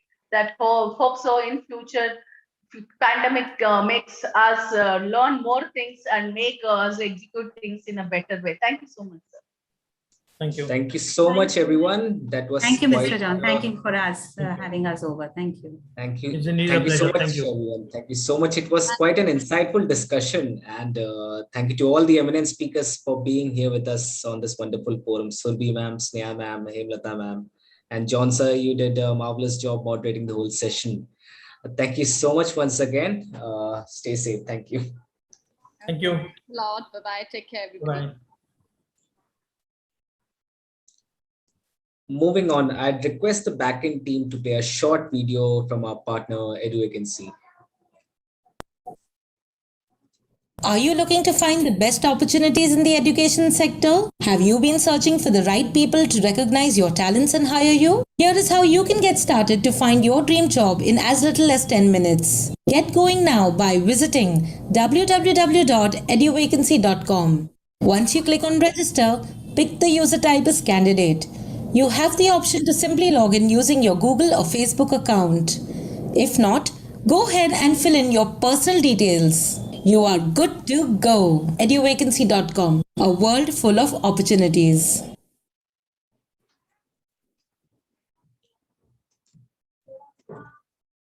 Yeah, thank you so much. Thank you so much to Eduvacancy for partnering with us for this event. Now, moving on to the last panel discussion of the day. The topic of discussion is online learning in early childhood, challenges and best practices from around the world. I'd like to welcome the eminent speakers we have in here today with us, starting from Ms. Sapnu George. She is the Executive Director, Trends Group of Institutions. Welcome you, ma'am. Next, we have Ms. Asta Kataria, Managing Trustee, Ashoka Group of Schools. She'll be joining us very shortly. Then we have Ms. Neeru Kapai, Director, Modern School, Nagpur. Welcome you, ma'am. And finally, the moderator of this August panel will be Mr. Amol Arora. He's the Managing Director, Shamrock and Shamford Group of Schools. Welcome you, sir. I welcome you all once again. Thank you so much for accepting an invitation. Over to you, Amol, sir. You can take a discussion forward now. Thank you, Rahul, and thank you for inviting us for this important discussion for when it comes to early childhood. And because this is perhaps for the younger children, they have been the worst affected. But for some of them, perhaps for their whole conscious life of their 4-year-olds, 5-year-olds. So for all their conscious life, they have been in an institution. This is something that I think for those little children is going to be something very devastating, and we're not even sure whether we'll be able to overcome. They'll be able to overcome what damage the COVID.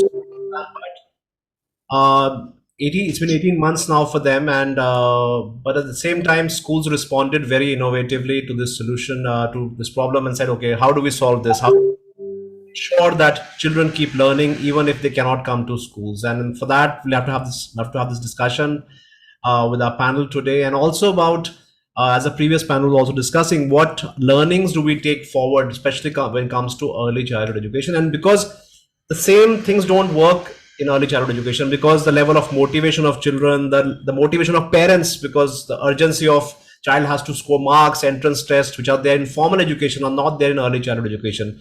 So this sector is almost seen like something like good to have, but not mandatory kind of education. So that seriousness, intent among parents also comes down. So coupled with that challenge, with that lack of intent from parents, coupled with that children are not really ready to sit and look at a screen for an hour or so, how do we solve this challenge for children, where technology seems to be the solution, but is it really the answer for little children? So with that, I'd like to first hand it over to Sapnu ma'am. What was your reaction when the COVID situation happened, and at what point did you realize that this is perhaps not going to be a matter of a few months, but going to be something which is going to be maybe for a year or years, if I can use the word? And how did you deal with it? Because children, of course, had to keep learning. So over to you. What was your thought process perhaps a year back, maybe then when this realization happened? Thank you, Mr. Amol. So grim, right? It was a very sad realization. And in Kerala, the situation isn't getting any better. And especially for early years, it does look like it's going to be some time. It's going to take some years, like you said. That breaks my heart. I am also mother to a toddler, so I know how difficult it is from the parent perspective as well. But the thing with putting such young children in a virtual platform, like you rightly said, it has been their only experience in education. So if we look at the children, they really don't know anything else. They don't know what they're missing out on. But of course, we know what they are missing out on. This is, very key formative experiences of a physical world. So that is something that no virtual learning environment can replicate. and they are going to miss out on that, and teachers miss that as well, that tactile experience with the children. But having said that, when we realized this was happening, it was great to have parents on board, understand the need for not pulling them out of school. Like you said, it's not that essential for pre-K and maybe even KG to an extent, but we did have some parents first want to pull out and then put them back in, because what are you going to do with them at home all day? How do you engage them? So that was one thing that kind of worked in our favor, where we knew that we were doing something right. Maybe the format was right, it was working for them, even if it is an hour or 45 minutes or an hour and a half. It was something for them to kind of just feel connected to the world. We're not talking about like cognitive or social development. We're talking about just knowing that there is this other world out there. There is a teacher and people and little people who look like me. And, just having that routine and having that regularity, something to look forward to. And they really did surprisingly look forward to that. So it was very sad when we realized this, but it was good to see how parents and students responded to this, and teachers working harder than ever to keep them engaged in that platform. Yeah, so a similar question to you, Asta ma'am. I mean, when was the realization that this is not perhaps a one more thing, a month, 2 month thing? And as Sapna ma'am said, for some children, their definition of the word school is a laptop actually for them. If you ask them how to draw a school, they might draw a laptop now, right? So how was your transition from offline to online? And she mentioned that there was a case where parents initially said, no, it's okay. Maybe they didn't take this seriously. Look at this as an alternate, and then some of them realized that maybe we should try this out and approach with an open mind. What was your experience with this? Yeah. Good evening, everyone, and very rightly asked by Mr. Amol. So I think we all of us who are dealing with early childhood space are having very similar experience with us, like in terms of what Ms. Sapna said. It all began with how do we really do it? Right from training the teachers, making the entire revision in our lesson planning, devising new strategies, how to cater to this online world, because early childhood space is all about, that human connect, that physical connect, enhancing their gross motor skills, fine motor skills, learning by doing, learning by experiencing. And with this pandemic, there was a big question mark, especially for this early childhood age. And yes, these kids are very young, to be taught, to be on screen for long hours, or to really take this up online learning in a very, very conducive way. So obviously what Ms. Sapna also shared, there were cases, a lot of cases where parents had inhibitions in, making their child sit in front of screen.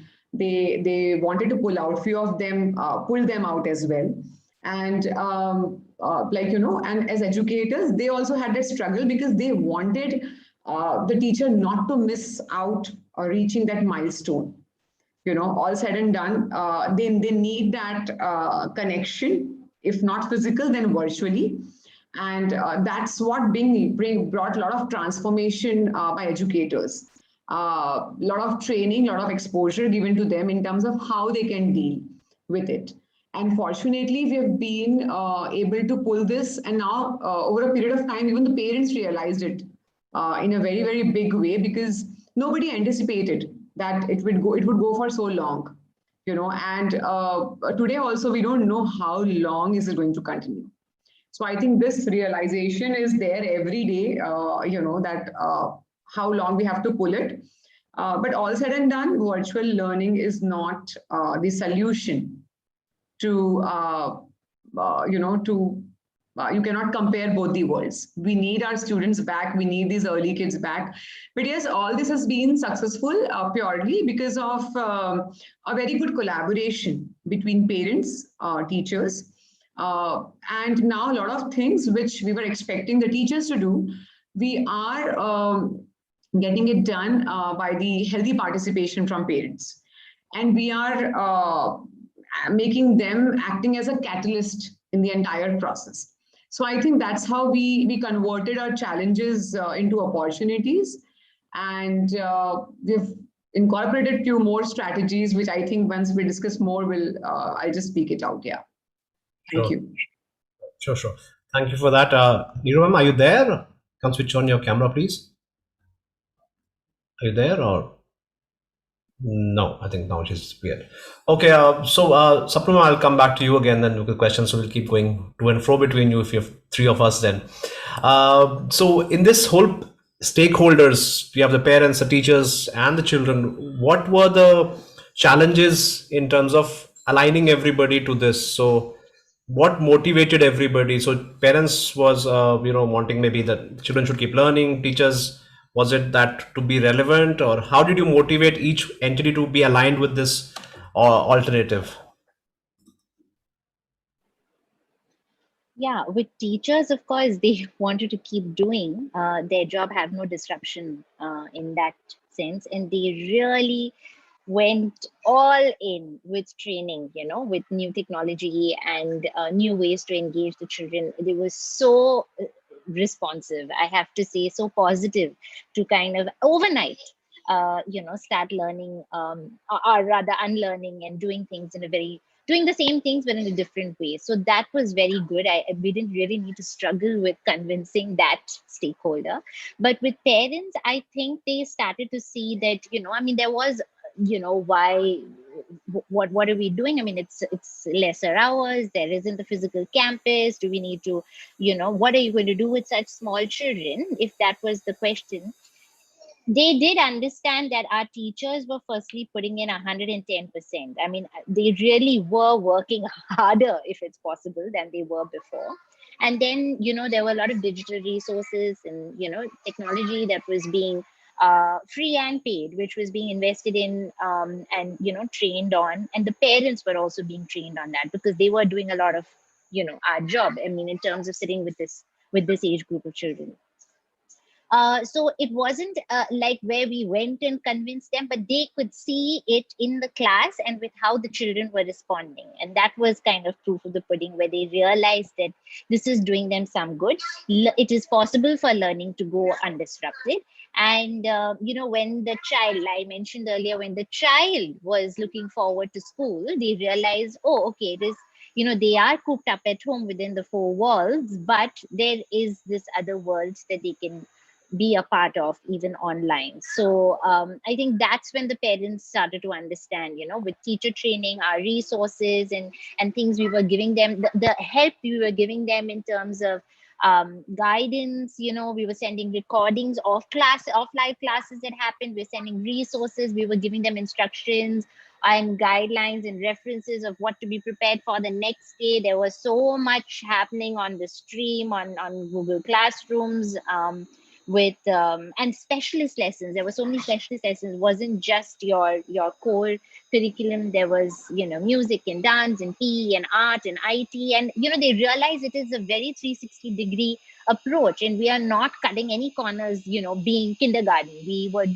going all out and giving them everything that we possibly could, so that they wouldn't miss out on the school experience. So I think they started to realize that there was a lot of planning that was going behind the scenes, and teacher training. And we were always checking back with the parents. We were always like, besides the regular meetings, there were a lot of feedback that was sought from the parents to understand if this format is working for them. We are an IB school, so we follow the PYP pedagogy. So we had to orient them. On that as well. This is KG1. This is their first experience with education. So we had to talk to them about what IB means. And then we had to talk about the online platform. So just kind of orienting them to that, and then checking back with them to see how they're feeling, making sure that they feel supported, and iterating along the way. Because this is new to us also. We are not at all claiming that we had it, set in stone from the day one. So kind of tweaking that as we went forward with parent input. That was one way that we got that stakeholder to come on board. And students being the last but actually the most important stakeholder. I think that's the hardest to engage. But like I said, it's very surprisingly, I'm not saying this because the school is ours. I saw that in my son as well. He's actually looking forward to school, and he's like, oh, Miss Deepthi, it's time for school. So I was really surprised how a child can engage with anything through a screen, a child that young, a child of 3 years of age. But yeah, I think convincing that stakeholder turned out to be the easiest. So, Asma, since we've been talking about how teachers needed to transition the skills, how much of a transition was this in terms of because teaching in a physical class and teaching online, it seems like two different professions altogether. The kind of resources, the attention, short attention spans, the kind of the way you're using technology. If you can see Niru ma'am taking somebody's help for logging in, so suddenly we have. Yeah, we have a generation who's supposed to teach a younger generation who's somehow very comfortable. I mean, I've seen grandmoms saying, "Oh, if my grandson can do it, then I need to learn that as well." So grandchildren are inspiring grandmoms to now use tech.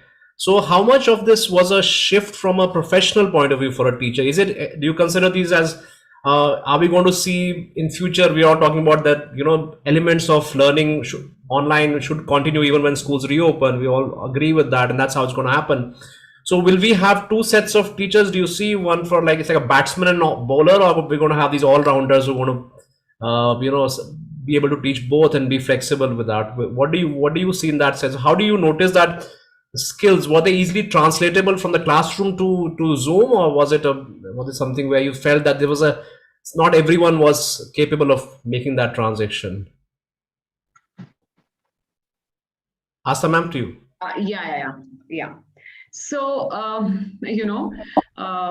with every challenge, I mean, it's up to us. How do we see? And I believe the entire education space took this as a great learning opportunity.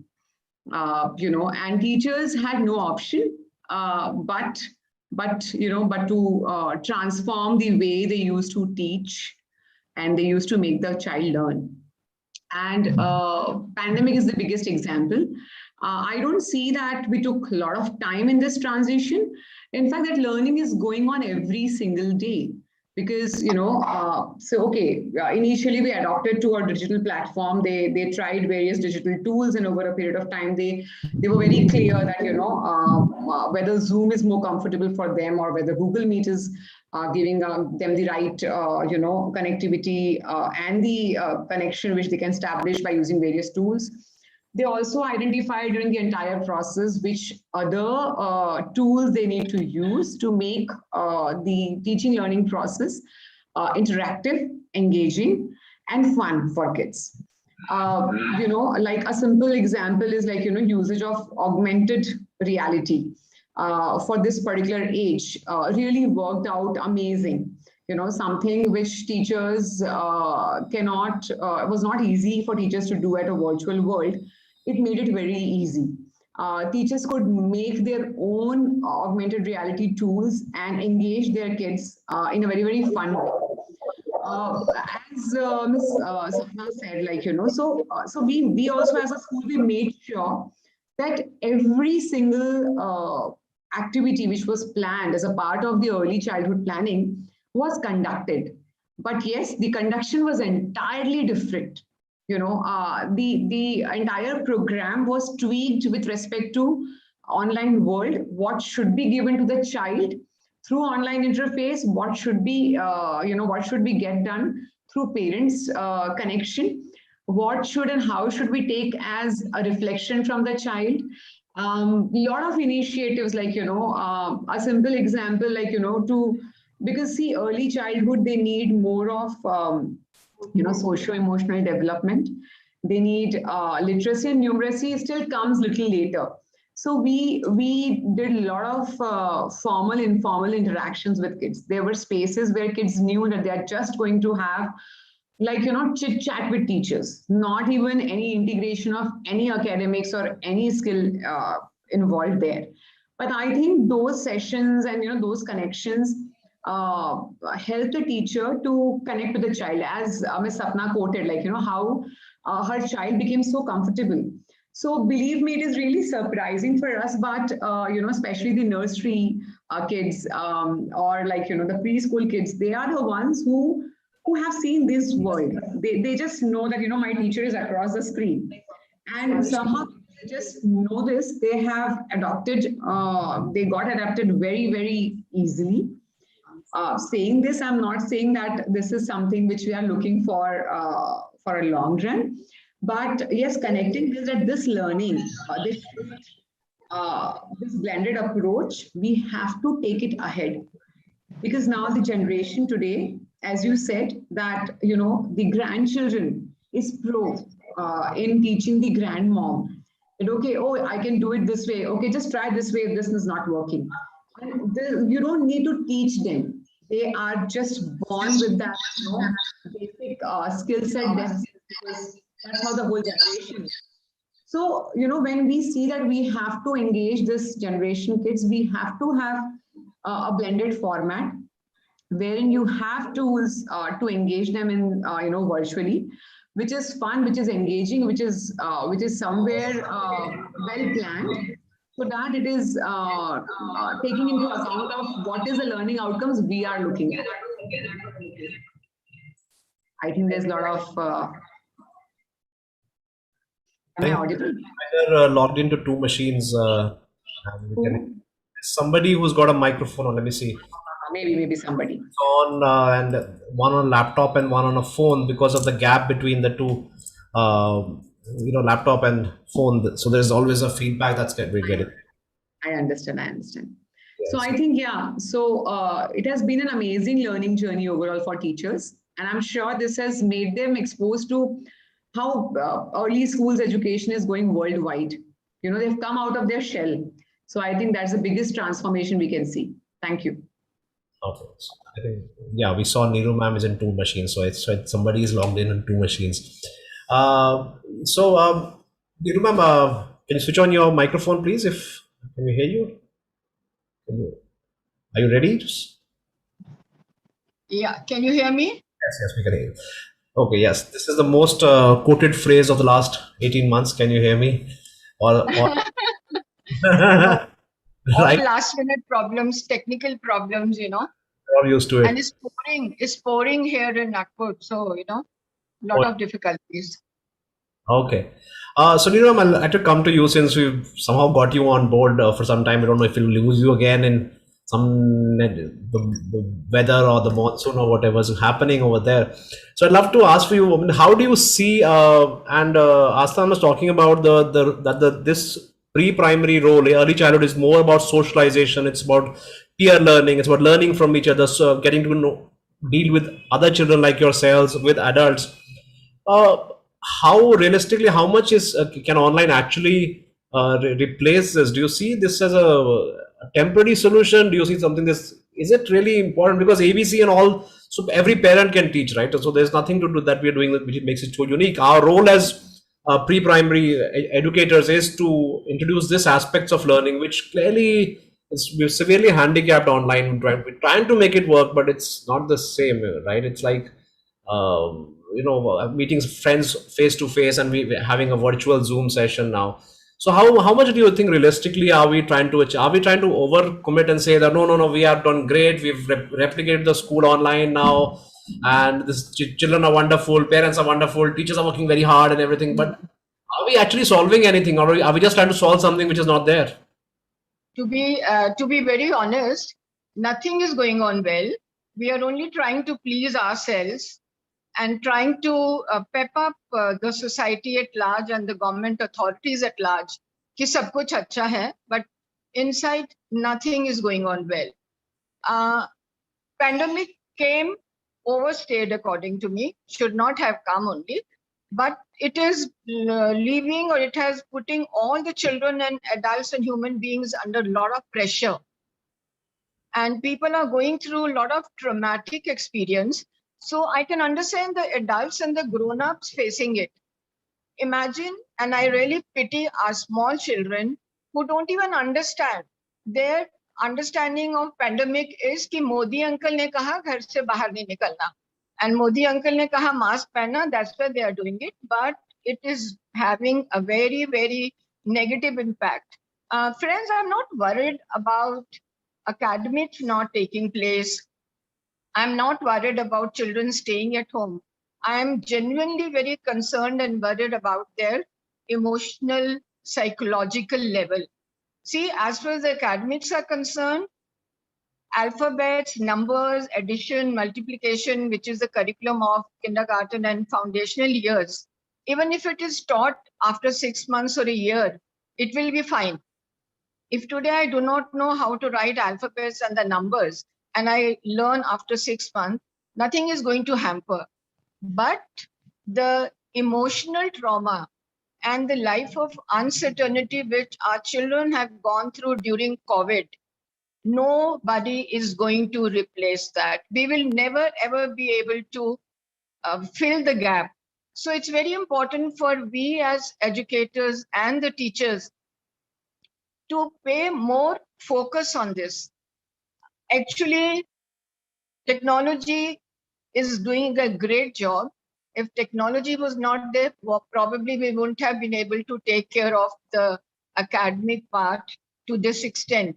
Since we had no choice, under compulsion and force, our kindergarten teachers learned to handle technology. So this was not out of choice. But at the same time, I do appreciate technology, and something is better than nothing is the solace giving statement to the parents and to the teachers. Because what is more important for a small child is the affection, the body touch, clinging to the teacher, crying and taking the support of the teacher, and doing all sorts of tantrums in the classroom to seek attention, which is the best quality of the younger children. They cry not because it's paining. They cry because they want the teacher to come and close, pick up the child, give a kiss and give a hug. Now, can you imagine teacher virtually picking up whom? Or virtually kissing a child, kissing whom? So these impacts, according to me, are very different. For first 3 or 4 months, we were all very confused. We were all very nervous, but we all decided together that we have to find a way out. So we first accepted the situation because change is inevitable. So it's better to accept the change and bring a change in your mindset rather than resisting it. And once you accept the issue or a problem, then automatically, you start finding the solutions to come out of it. And we all, entire education community, collectively and in a very collaborative way, found the solution best possible suited to their organizations. So the first step taken was to train the teachers. And the second was to convince the parents to come online, allow the children to attend the classes. You can imagine a situation of authority who in Feb was announcing that if you bring your mobiles to the campus, I'll keep it. And there was a time that I had all type of colors and all models of mobiles on my table because I used to keep it with me and not return or threaten not to return. And during pandemic, it was me who had a virtual meeting of the students and told them, dear students, please all the time keep your mobile with you because your school is in your mobile, your education is in your mobile. See how the time changes. But as far as the younger children are concerned, we reopen, are you going to allow children to bring mobiles now? Excuse me? Once the schools reopen, are you planning to change that policy of yours of not? I'll have no choice, boss, because of the connectivity problem, because of the internet problem. We ourselves are providing them all those facilities. And today teachers are using all different type of gadgets to reach to the students. So acceptance of technology. Schools reopen and children start coming to class, that day will it still be, or will it be okay online ghar pe rakho and offline will be in school, or do you think? See, mentally one is planning for a blended teaching learning process, collaborative teaching learning process, because as far as the schooling is concerned, teacher is the most important part and nobody can replace a teacher and a school as far as the early education is concerned. So once they are in the campus, they will not even look at the mobiles because they are sick and tired of handling mobiles. सब कुछ बहुत छोटा छोटा दिखता है, and for small children, it's big is beautiful. It is not a small little mobile which they have to handle. And half the time, like I'm going through my second childhood. So even today, holding the mobile and talking to you, I'm not enjoying it, but I'm doing it because I wanted to fulfill the commitment that I must interact with the group. And it's such a wonderful learning experience. So we have gone through all these challenges, but the most worrying part and the most crucial challenges are about the behavior of the children. At such an early stage, children are experiencing frustration, depression, anxiety, stress, and they do not understand these terminologies. I'm using these terminologies because I know that you will understand. But children who are going through all these things do not understand, and they have only one common expression, ma'am, acha nahi lag raha, dil nahi kar raha, and bhook nahi lag rahi. You know, but they are all under pressure because of the uncertainty of their future. They don't even know what their future is. So we as educationists need to really think. We have to accept the change. We definitely have to make our children techno-friendly. But I would never recommend or suggest that our children should be made dependent on technology. Knowing technology and tech savvy is something different, but complete dependence on technology will not help our this generation children. So you have to be really preparing them and introducing life skills, because the purpose of teaching life skills is to make our children independent, worth making their decisions, more responsible and accountable for their decisions. This is what is the need, and we'll have to sow the seed of all these things at a very early stage, so that by the time they enter the pre-adolescent age, they can or they will be in a position to take care of themselves. Only pure academics is not going to take them anywhere, and percentage, thinking about the percentage, I think all of us should really drop that idea. We have to come out with new assessment policy and trying to assess the changes and the development in the child from a different angle. Thank you, Neeru ma'am. I think the minute you said it's only a case of something better than nothing. So I think I saw Sapna ma'am's smile wipe off, and then sometimes I'm also start smiling because I'm not.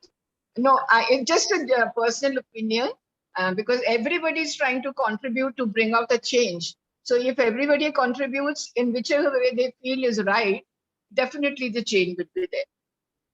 Okay. Yeah, no, I totally agree. And of course, even before COVID, I mean, you would go to restaurants and you see the whole family sitting together, but on their own mobile phones. So I think I'm entirely sure if children would say that no, I want a school more than a mobile, that they'll want both to go in hand.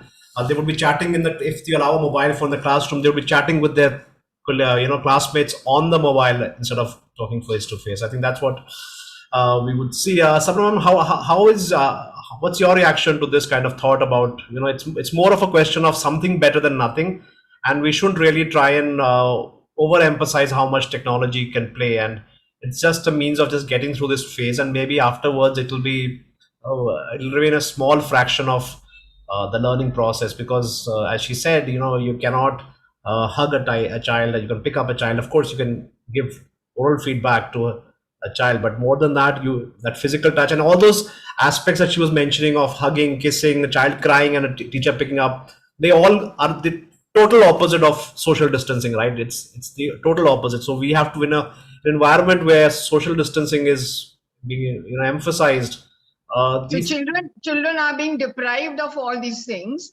and where these are the needs of the children. So the thinking process goes. We are looking for a much brighter future where things can definitely change and improve.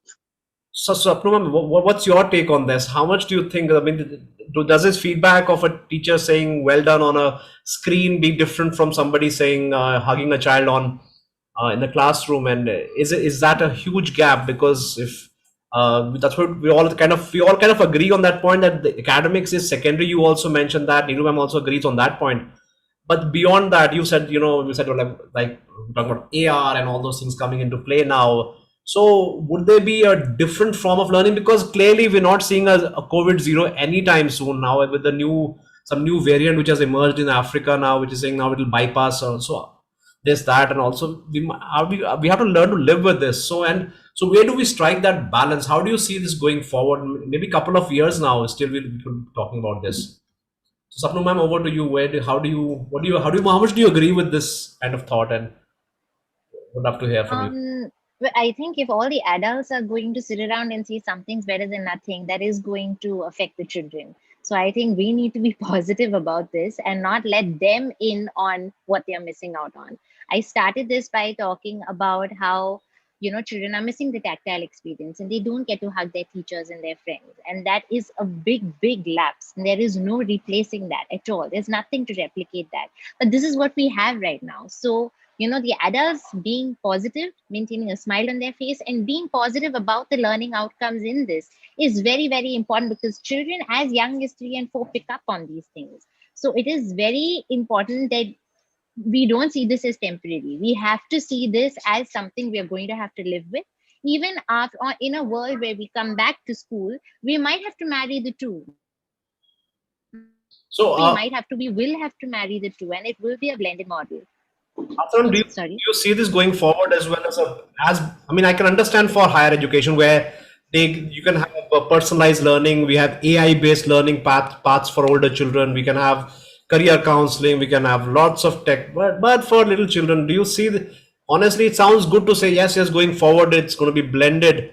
But is it realistic to expect something like that? If you just let me finish, I'll just clarify what I meant. It's about using tech. You can use it in the class, I meant. We have learned a lot of that in this scenario. So we should continue to keep some of those best practices. I am not at all endorsing sitting at home and learning. There is no replicating the school environment. Okay, so since we have practitioners in the room today, the teacher, the principal, what aspects do you think are permanent changes, if you can say, early childhood education? What would you say that are going to continue? Of course, home classes, of course, no. It's going to be maybe access in case of a child who cannot reach a preschool. Maybe those 2% to kids might still be in an online program because the families live in some forest or somewhere. But otherwise, where do you see in a regular city urban environment? What elements do you see of technology continuing after this? I mean, of course, there are resources that we've come across, things like the digital library and books that are there online now, which children are age appropriate and self-paced and topic based, and it's mapped and rewarded, and teachers can monitor that. Those are all great tools that we might not have come across if it was earlier, because we were dependent on our libraries. That's one example. Then this communication with the parents has become so much more now, that I think is a good thing that we shouldn't let go of. The school diary so WhatsApp instead of the school diary now. No, I don't mean the platform. The platform is still being kept professional, but just in terms of frequency and checking back for feedback and using them as partners, for an iterative process. That's all. So they're, a bigger part of the whole journey. And also, stop you. Do you see this change that, and you mentioned this, that the parents have now have been at the teachers, in fact. So we have been teaching our children via the parents. That's what's been happening. So is this a growing this partnership between teacher parent? Is this something that you feel is going to be a realization on both parts, when parents also had the thought, right, मैंने fees दे दिया तो बच्चा का आपका responsibility, and we are saying you come and pay the fees and then stay out, let us do our job, we are professionals. Is this partnership, is this a good thing that's emerged in this, where we are now kind of appreciating each other's roles in grooming our children? Yeah, I think so. I think the appreciation will be there, but the role of them teaching the children, of course, will be less once they come back to school in terms of their physical role. But I think the partnership is there to stay. Whether we like it or not, now they've gotten used to it. So, I think that's a good thing. It's great to have their feedback actually, because, but the thing is now the perspective they're getting from their children is a lot. They didn't have that when they were in school. So that's why the feedback is also there and it is so useful to us. But yeah, that's something I feel we should hold on to. And one thing that we probably can't continue with is, right now we have very low teacher student ratio. So it's, we have the luxury of it being, 4 students to a teacher or 5 students to a teacher, or 2 teachers for 8 kids or something like that. But that we were doing because it was a virtual environment. So when we come back to the physical environment, that may not be needed. If we can afford to do that, great. And then things like because using the Zoom is like a classroom, right? So we don't have so many rooms or infrastructure. The economics would not make sense if you have one room, one teacher, and then suddenly she moves to another room with 3 other children, and those children, then what do they do after that? They're here for 3-4 hours. So the whole economics of a school, the way it works is where you have 15-20 children, have 2 children, teachers in a classroom. So that's how I think so. So let it be. And so there can be an amalgamation where we can have, as the previous panel was talking about, have a super teacher kind of teaching from somewhere else, sitting in Singapore, teaching these kids with just 5 children and teaching something very, very specific, which that teacher knows. So we could see these kind of elements going forward. I mean, it might be more in the higher education, but even for little children also, where even for little children, I feel like all this. All the software that we have become accustomed to, and the platforms we're using to communicate to parents, all these things we shouldn't let go of. Those are great things we stumbled upon, so we should keep all of that. But there are other things we are waiting to get rid of. I saw some very good storytelling sessions by some teachers from the British teachers, and the way they enunciate, the way they would talk, it was very interesting. I mean, kids would love that, and because our teachers don't necessarily do storytelling like that because they're not professionals, but those teachers were really, really good. So we may have those elements creeping in where they would continue beyond, right? Asta ma'am, I can see you nodding your head. I like to stop you, Sapna ma'am, and you want to add on some more points, you can jot down your points and come back again, because we would all love to hear you, and you're getting some good feedback in the chats as well. Asta ma'am, I'm thinking you're dying to come. Yes, so it's really getting very interesting. Neeru ma'am, all regards to your thought process, your wisdom, and I think it's we all are coming from the same thought process. It's just that today what we have in front of us, and how do we manage it? How do we work out the best? What we can bring it on the child's platter.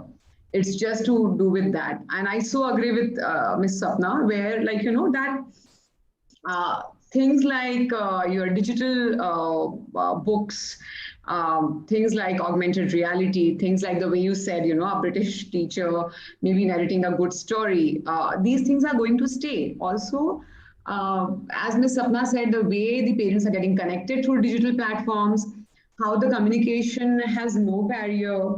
There are a lot of fun-based activities which at times kids can do. So this blended format is there to stay. Only difference is these kids are going to be, they're already very native to technology, and they are going to use it in and out. It's only if we as a part of school, we kind of have a proper scientific approach towards it, and we introduce them to the right platforms. I think we would be enabling them to use it in a better way, in a constructive way. And here we also need to educate the parents. So one good thing which happened in COVID is parents have kind of acted as a now strong collaboration is there. Parents kind of understood. They were also there in the entire learning journey, especially in early childhood zone. Parents used to sit next to the child, and eventually the child became little independent to handle things on his or her own. But parents also saw what efforts goes into and what is expected out of them. So, because all this while when the teachers were transacting in this virtual world, they made sure that they kind of kept parents in loop in terms of what learning outcome I'm expecting. Now that learning outcome, I'm not talking purely from the academic domain. I'm talking learning outcome also simply that, I want the child to socially communicate. So even if I'm in like, in a society structure, even if I'm living in bungalows, and still like, there is some social engagement which the child needs to have. So all this could be communicated to the parents because we were sharing that entire objective of what we are doing, how we are doing, and what we want them to do. So this entire process, this entire experience gave them also a very good learning, which is going to, I'm sure, make them better off as parents, especially in terms of taking up the learning ahead. Because as parents, if I talk about myself as a parent, I'm not a trained person to take up the teaching and learning of the child. And when I say that, it starts from right from, engaging them in a socio-emotional, development area to taking up their academics. I would just like to highlight one part here. Can I just add here? We talk a lot about, since you mentioned this, it struck me. We talk a lot about teacher training and we empowered them, gave them tools and all that. We've all talked about that. But parents, we really didn't train them so much, right? You can have an odd orientation, and most of the orientations that I was seeing were about how to use Zoom, how to click, how to log in. Maybe some people are doing that. But basic etiquettes of not shouting at a teacher, ma'am, if she makes a mistake in English, because those skills somehow was something which schools realized after a couple of months. There were teachers, I have heard teachers crying because of what parents said, and because it was in front of the whole class, it was really, really embarrassing. And the fact remains that early childhood teachers are not very well paid, and they're not supposed to be, MA in English, and they would have pronunciation issues, but we don't hire the most expensive teachers. So that kind of manpower. So did we forget the parents and their, and we're now looking at them, oh, they were very good partners and all, but did we, I think, was it? No. So Mr. Amol, like, we have had all sort of experiences, what you said. But, this journey has been a learning journey for parents also. Yes, as I told you, initially, there were a lot of situations where, few parents felt that, okay, what's the need? I'm going to home tutor my child. My child doesn't need any kind of engagement where the child is in front of the screen for 1.5 hours, 2 hours, whatsoever it is. A few parents felt that what you said, like, that what really difference a teacher is making when she is having a virtual interaction, and how much of value addition the pre-primary education in virtual this thing is bringing. All those things were there. Also, there might have situations like this in primary as well, where a parent might have kind of intruded in a area where he or she is not allowed to, are not supposed to. But then I think that all those things have been taken up, sorted. Parents have been, made to understand. I'm not saying that things have been rosy all around. All I mean to say is that this gave a lot of learning to teachers also. Initially, they had a lot of inhibition because they knew that they are being watched. It's not just a child who is sitting in front of screen. There are so many parents who are watching them, who are judging them in terms of their language skill, in terms of the way they are communicating with the child, the way they are, how far, they are effectively engaging with the child. So they had a lot of, these aspects. Teachers had these inhibitions, but I think over a period of time, they got comfortable when they saw that, yes, not every parent is reactive. Yes, there are also parents who are understanding the efforts which we are taking. Yes, we are able to, communicate to the parent, and we are able to come to a win-win situation, which is win-win situation for the child ultimately. So, all this has been the part and parcel of this 1-year experience journey. And, as a school, we also did one thing which I would like to highlight here is that there were a few parents, who were still wanting homeschooling, or those requests were there. And we did conduct few homeschooling sessions for those parents. We didn't insist on the child has to attend the virtual sessions. We developed a couple of models through which we had our teachers going and doing homeschooling, taking 3 kids, 5 kids in a group. But all we wanted to ensure that the child doesn't miss on that, In fact, we kind of promoted, like, if they want that one-to-one touch, nothing like it.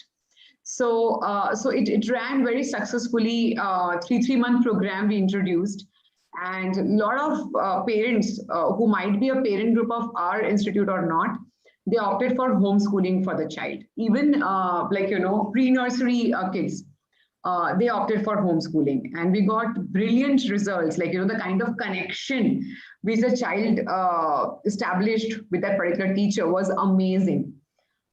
So, by listening to those parents' bites and their experiences, we were happy that we could contribute something.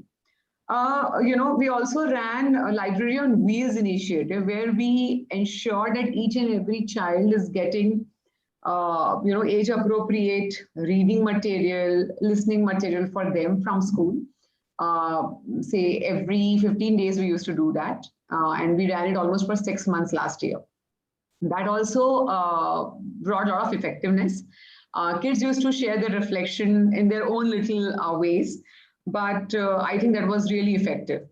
One more thing which we did, Nasik not being a very, very big city as compared to Mumbai or Pune, we could do that, we initiated that, a child can come and visit the school once, taking all the COVID precautions with the parent, and can come and see the infrastructure, come and meet the teacher, and just that for 45 minutes, half an hour, 1 hour time which a child spent.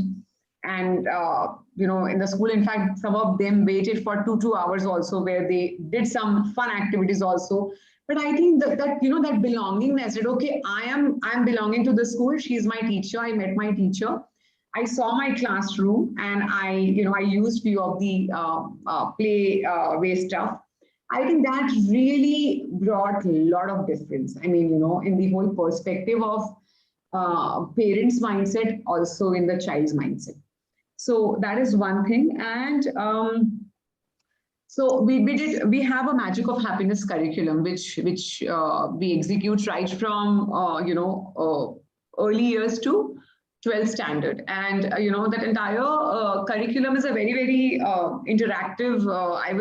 Curriculum is, for my understanding, for kids it's a happiness class, and happiness sessions are like full of reflections, full of experience sharing, full of kind of like a lot of case studies. Depending on age, they have different areas which they cater to, and believe me, they look forward to such sessions. And deeply, what we are wanting to ingrain here are few basic pillars which make them more human, which bring those which instills those qualities in these kids. So whether it's from early years or in primary or secondary, we ensure that we focus a lot on that. At the same time, we ensure that we, as Ms. Sapna also said, we engaged with parents, I think maybe 3 or 4 times more than what we used to do. And that engagement was not just one way. It was like, it was through webinars, as you said, that not just giving them about know-how of Zoom or other platforms, but interacting with them, sharing what we are doing, checking out with them how things are moving, listening to their dissatisfactions and areas of improvement which they were asking for. We tweaked on our timings also with respect to what they reflected upon. So I would not say, and I think that is something which a lot of institutes have done. This 1 year of transition, it brought us a lot of experience, a lot of learning in its way, where we understood a lot of things from parents' perspective. We tweaked a lot of things as teachers experienced things at their end. But we ensured that the core skills which we want to deliver for this early childhood, say, we touch on those core skills in some or other form, so that the child is ultimately not deprived of, those developmental blocks. Of course, we delivered in the best possible way what could be done in the current scenario. It just cannot replace the physical schooling and that human connect which establishes when the little ones are with their teacher and in campus. So You said the learning milestones that children were supposed to get in a normal pre-COVID world. So we've, as a society, we all agreed upon certain milestones that children required based on looking at them, based on the syllabus, based on what parents expect. So we all kind of as a society agreed upon that by this time this child should know this. By this time he should be able to do this, speak this, pick up a ball, fine motor, gross motor. So was there a need for schools to also look at what is possibly achievable through technology, and that to look at the learning milestones, change them, and accept that not everything can be done in an online world? So we need to change that, or do we say no, we can achieve everything through this? It is possible through partnerships, through outreach programs, to getting children into school. Is it possible to do that, or do you think we should all tone down our and if we do tone down, then how is it going to impact the children ultimately? Because their growth, as per their growth, they should have achieved what was happening. So where do you stand on that? Do we need to change our learning outcomes and what children to achieve by a certain age group, or as we said, they can learn cursive writing later on, it's okay that they don't know it right now? They can learn cursive writing later on, it doesn't matter really. To begin with, but so as I said, in today's scenario, what best we can do, we are doing, and that the teachers cannot just do it alone. So to develop their gross motor skills, fine motor skills, there are a lot of hands-on activities which parents can do, are doing at home, which are like fun activities, and we are just there sensitizing the parent that this week we are doing this, so we expect you to do these two things with your child, right? So we will just emphasize that okay, you have to have minimum 2 days in a week, you have to have read aloud sessions with your child. The parent might do it in Marathi, Hindi, English, whatever language the parent is comfortable. I'm not emphasizing that you have to develop that English language proficiency only with the child. No. All I'm looking at that the child is somewhere, is not deprived of the social engagement, emotional engagement, that physical development. I think these are way more important things to cater to than the literacy and numeracy. That would take care of. Thank you for that. Neeru ma'am, what's your take on that? Is there a need to adjust learning outcomes during this period and say, okay, we should tone down our expectations, because as you said, we cannot hug the child, we cannot. So we need to, as parents, as teachers, we need to keep our expectations lower, and then maybe later on, once children start coming to school, we'll try and heal the wounds afterwards and teach them cursive writing later on.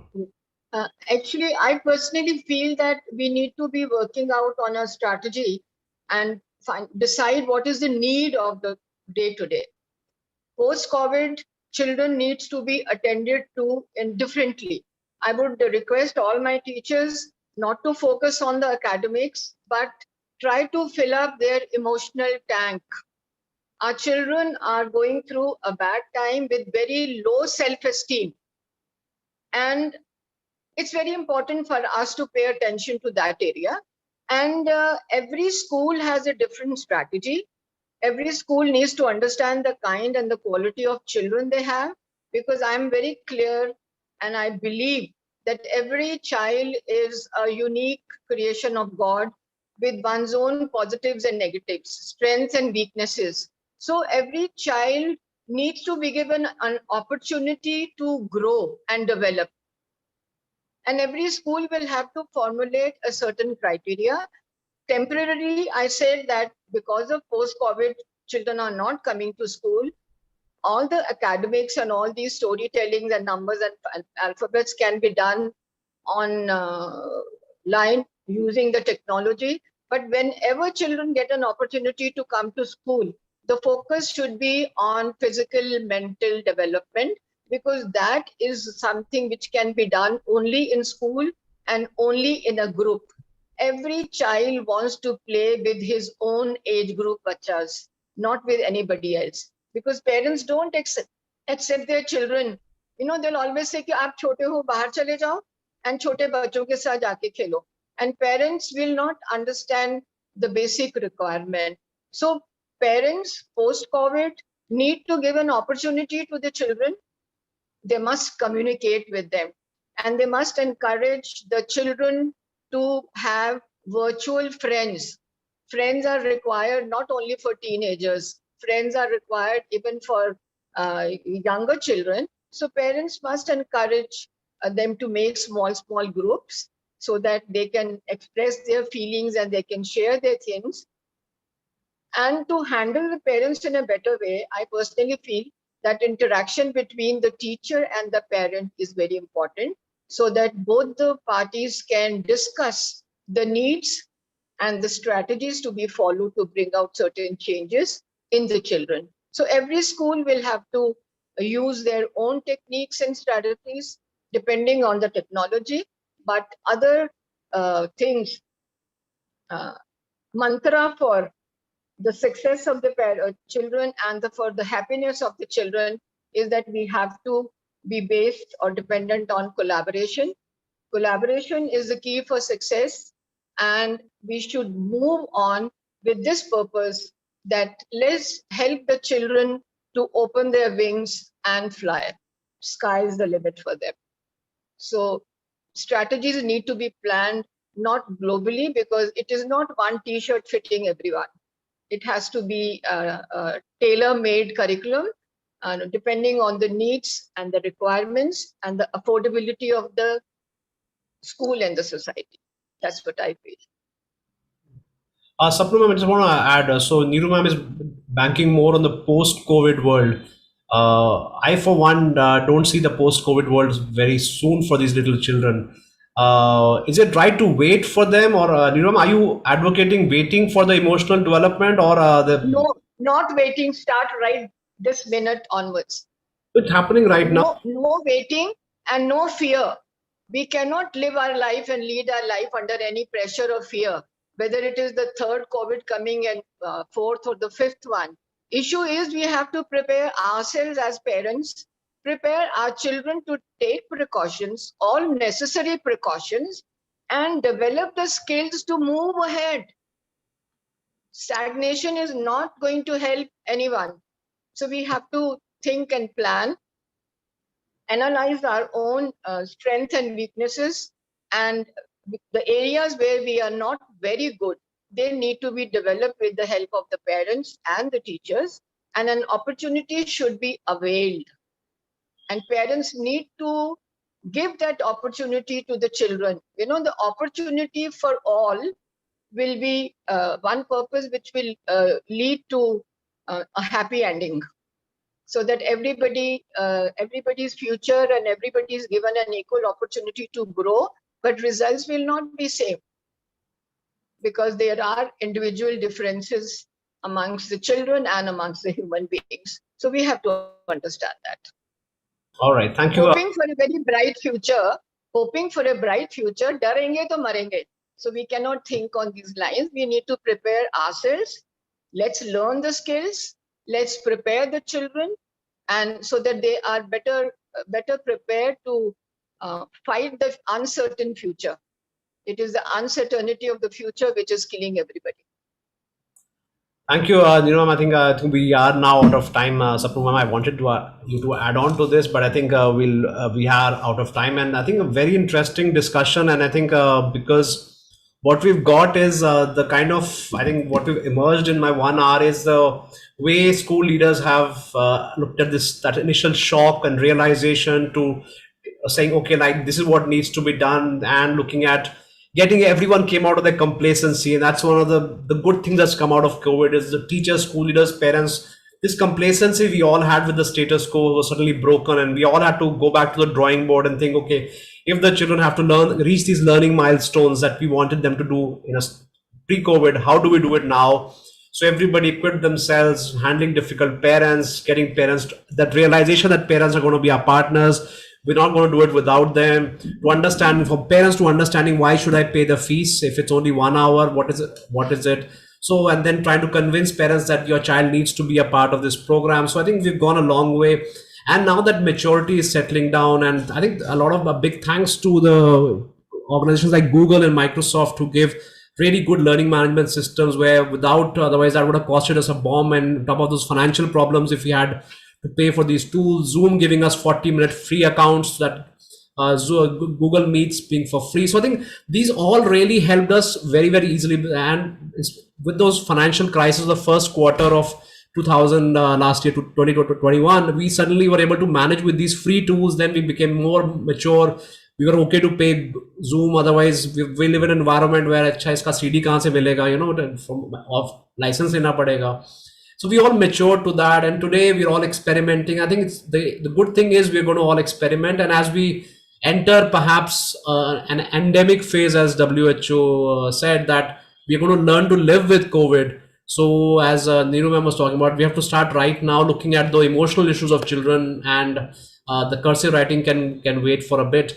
And let's get everybody back. Let's talk about the positivity. And as educators, what we need to do is ensure that this rubbish talk of third wave, which has caused this unnecessary panic, that even when schools have opened, kids are not coming to schools, unlike what happened in Feb.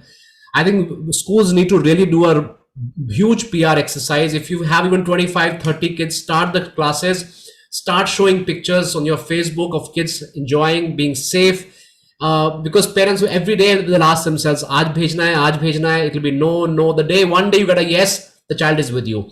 So, but we have to overcome that, and this is what I think this requires a whole industry level PR exercise to show that. And this nonsense of Punjab mein the cases went up and schools opened.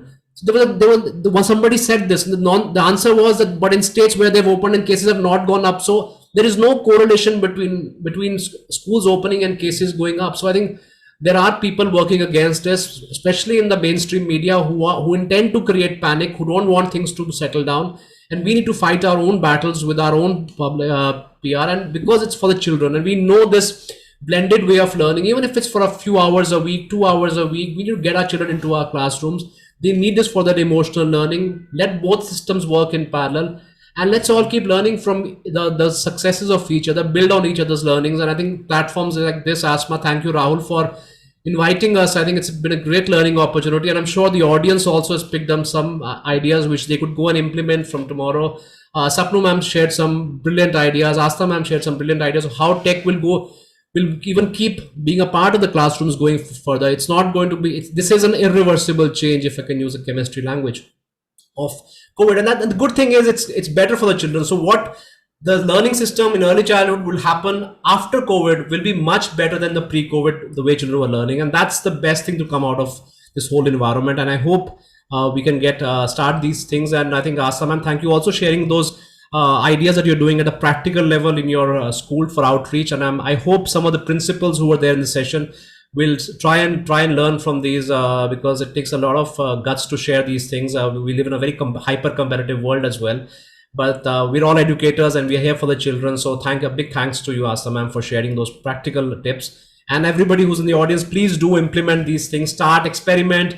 And as Sapnu ma'am said, get feedback, listen to them, have small sessions. Asa ma'am shared about them. So there are a lot of things I think you can all pick up from today's session and start implementing them. I'm sure you're going to get good feedback, because these are learnings which practitioners have just shared with you. So thank you all for being a part of the session. Sorry for dragging on for about 8 extra minutes, Rahul. Thank you. Thank you so much for giving an opportunity to share the platform with such dynamic young educationists. Kudos, all the best. Thank you. It was, I would say it was quite an energetic and informative discussion. And I would like to thank all the eminent speakers for joining us and enriching us. Sapnu ma'am, Astha ma'am, Neil ma'am, and Damol sir, as always, you did a fabulous job moderating the whole session. It was an absolute pleasure hosting you all, and I really hope that you all too had a wonderful time as well. Absolutely. Thank you so And much for having us over. yes, and thank And you. thank you, Mr. Amol. Yes, thank you, Mr. Amol. I think your energy was like, and your passion towards education kind of made it even more interesting for us to participate and, share our perspective. Thank you so much. Thank you so much. Thank you. Thank you to everyone. Discussion. Now, Lovely finally, meeting you, Sana and Neeru ma'am. Thank you. Thank you so much. Thank you so much. and now finally, I'd like to thank our wonderful audience. Since this is a 3-day event, and today being the first day, we hope to see you all again tomorrow for the second day with a different set of discussion and with a different set of speakers. Also, kindly note that certificates will be issued for only those speakers who will attend all 3 days of the event. And please do follow our social media handles with all the updates on our upcoming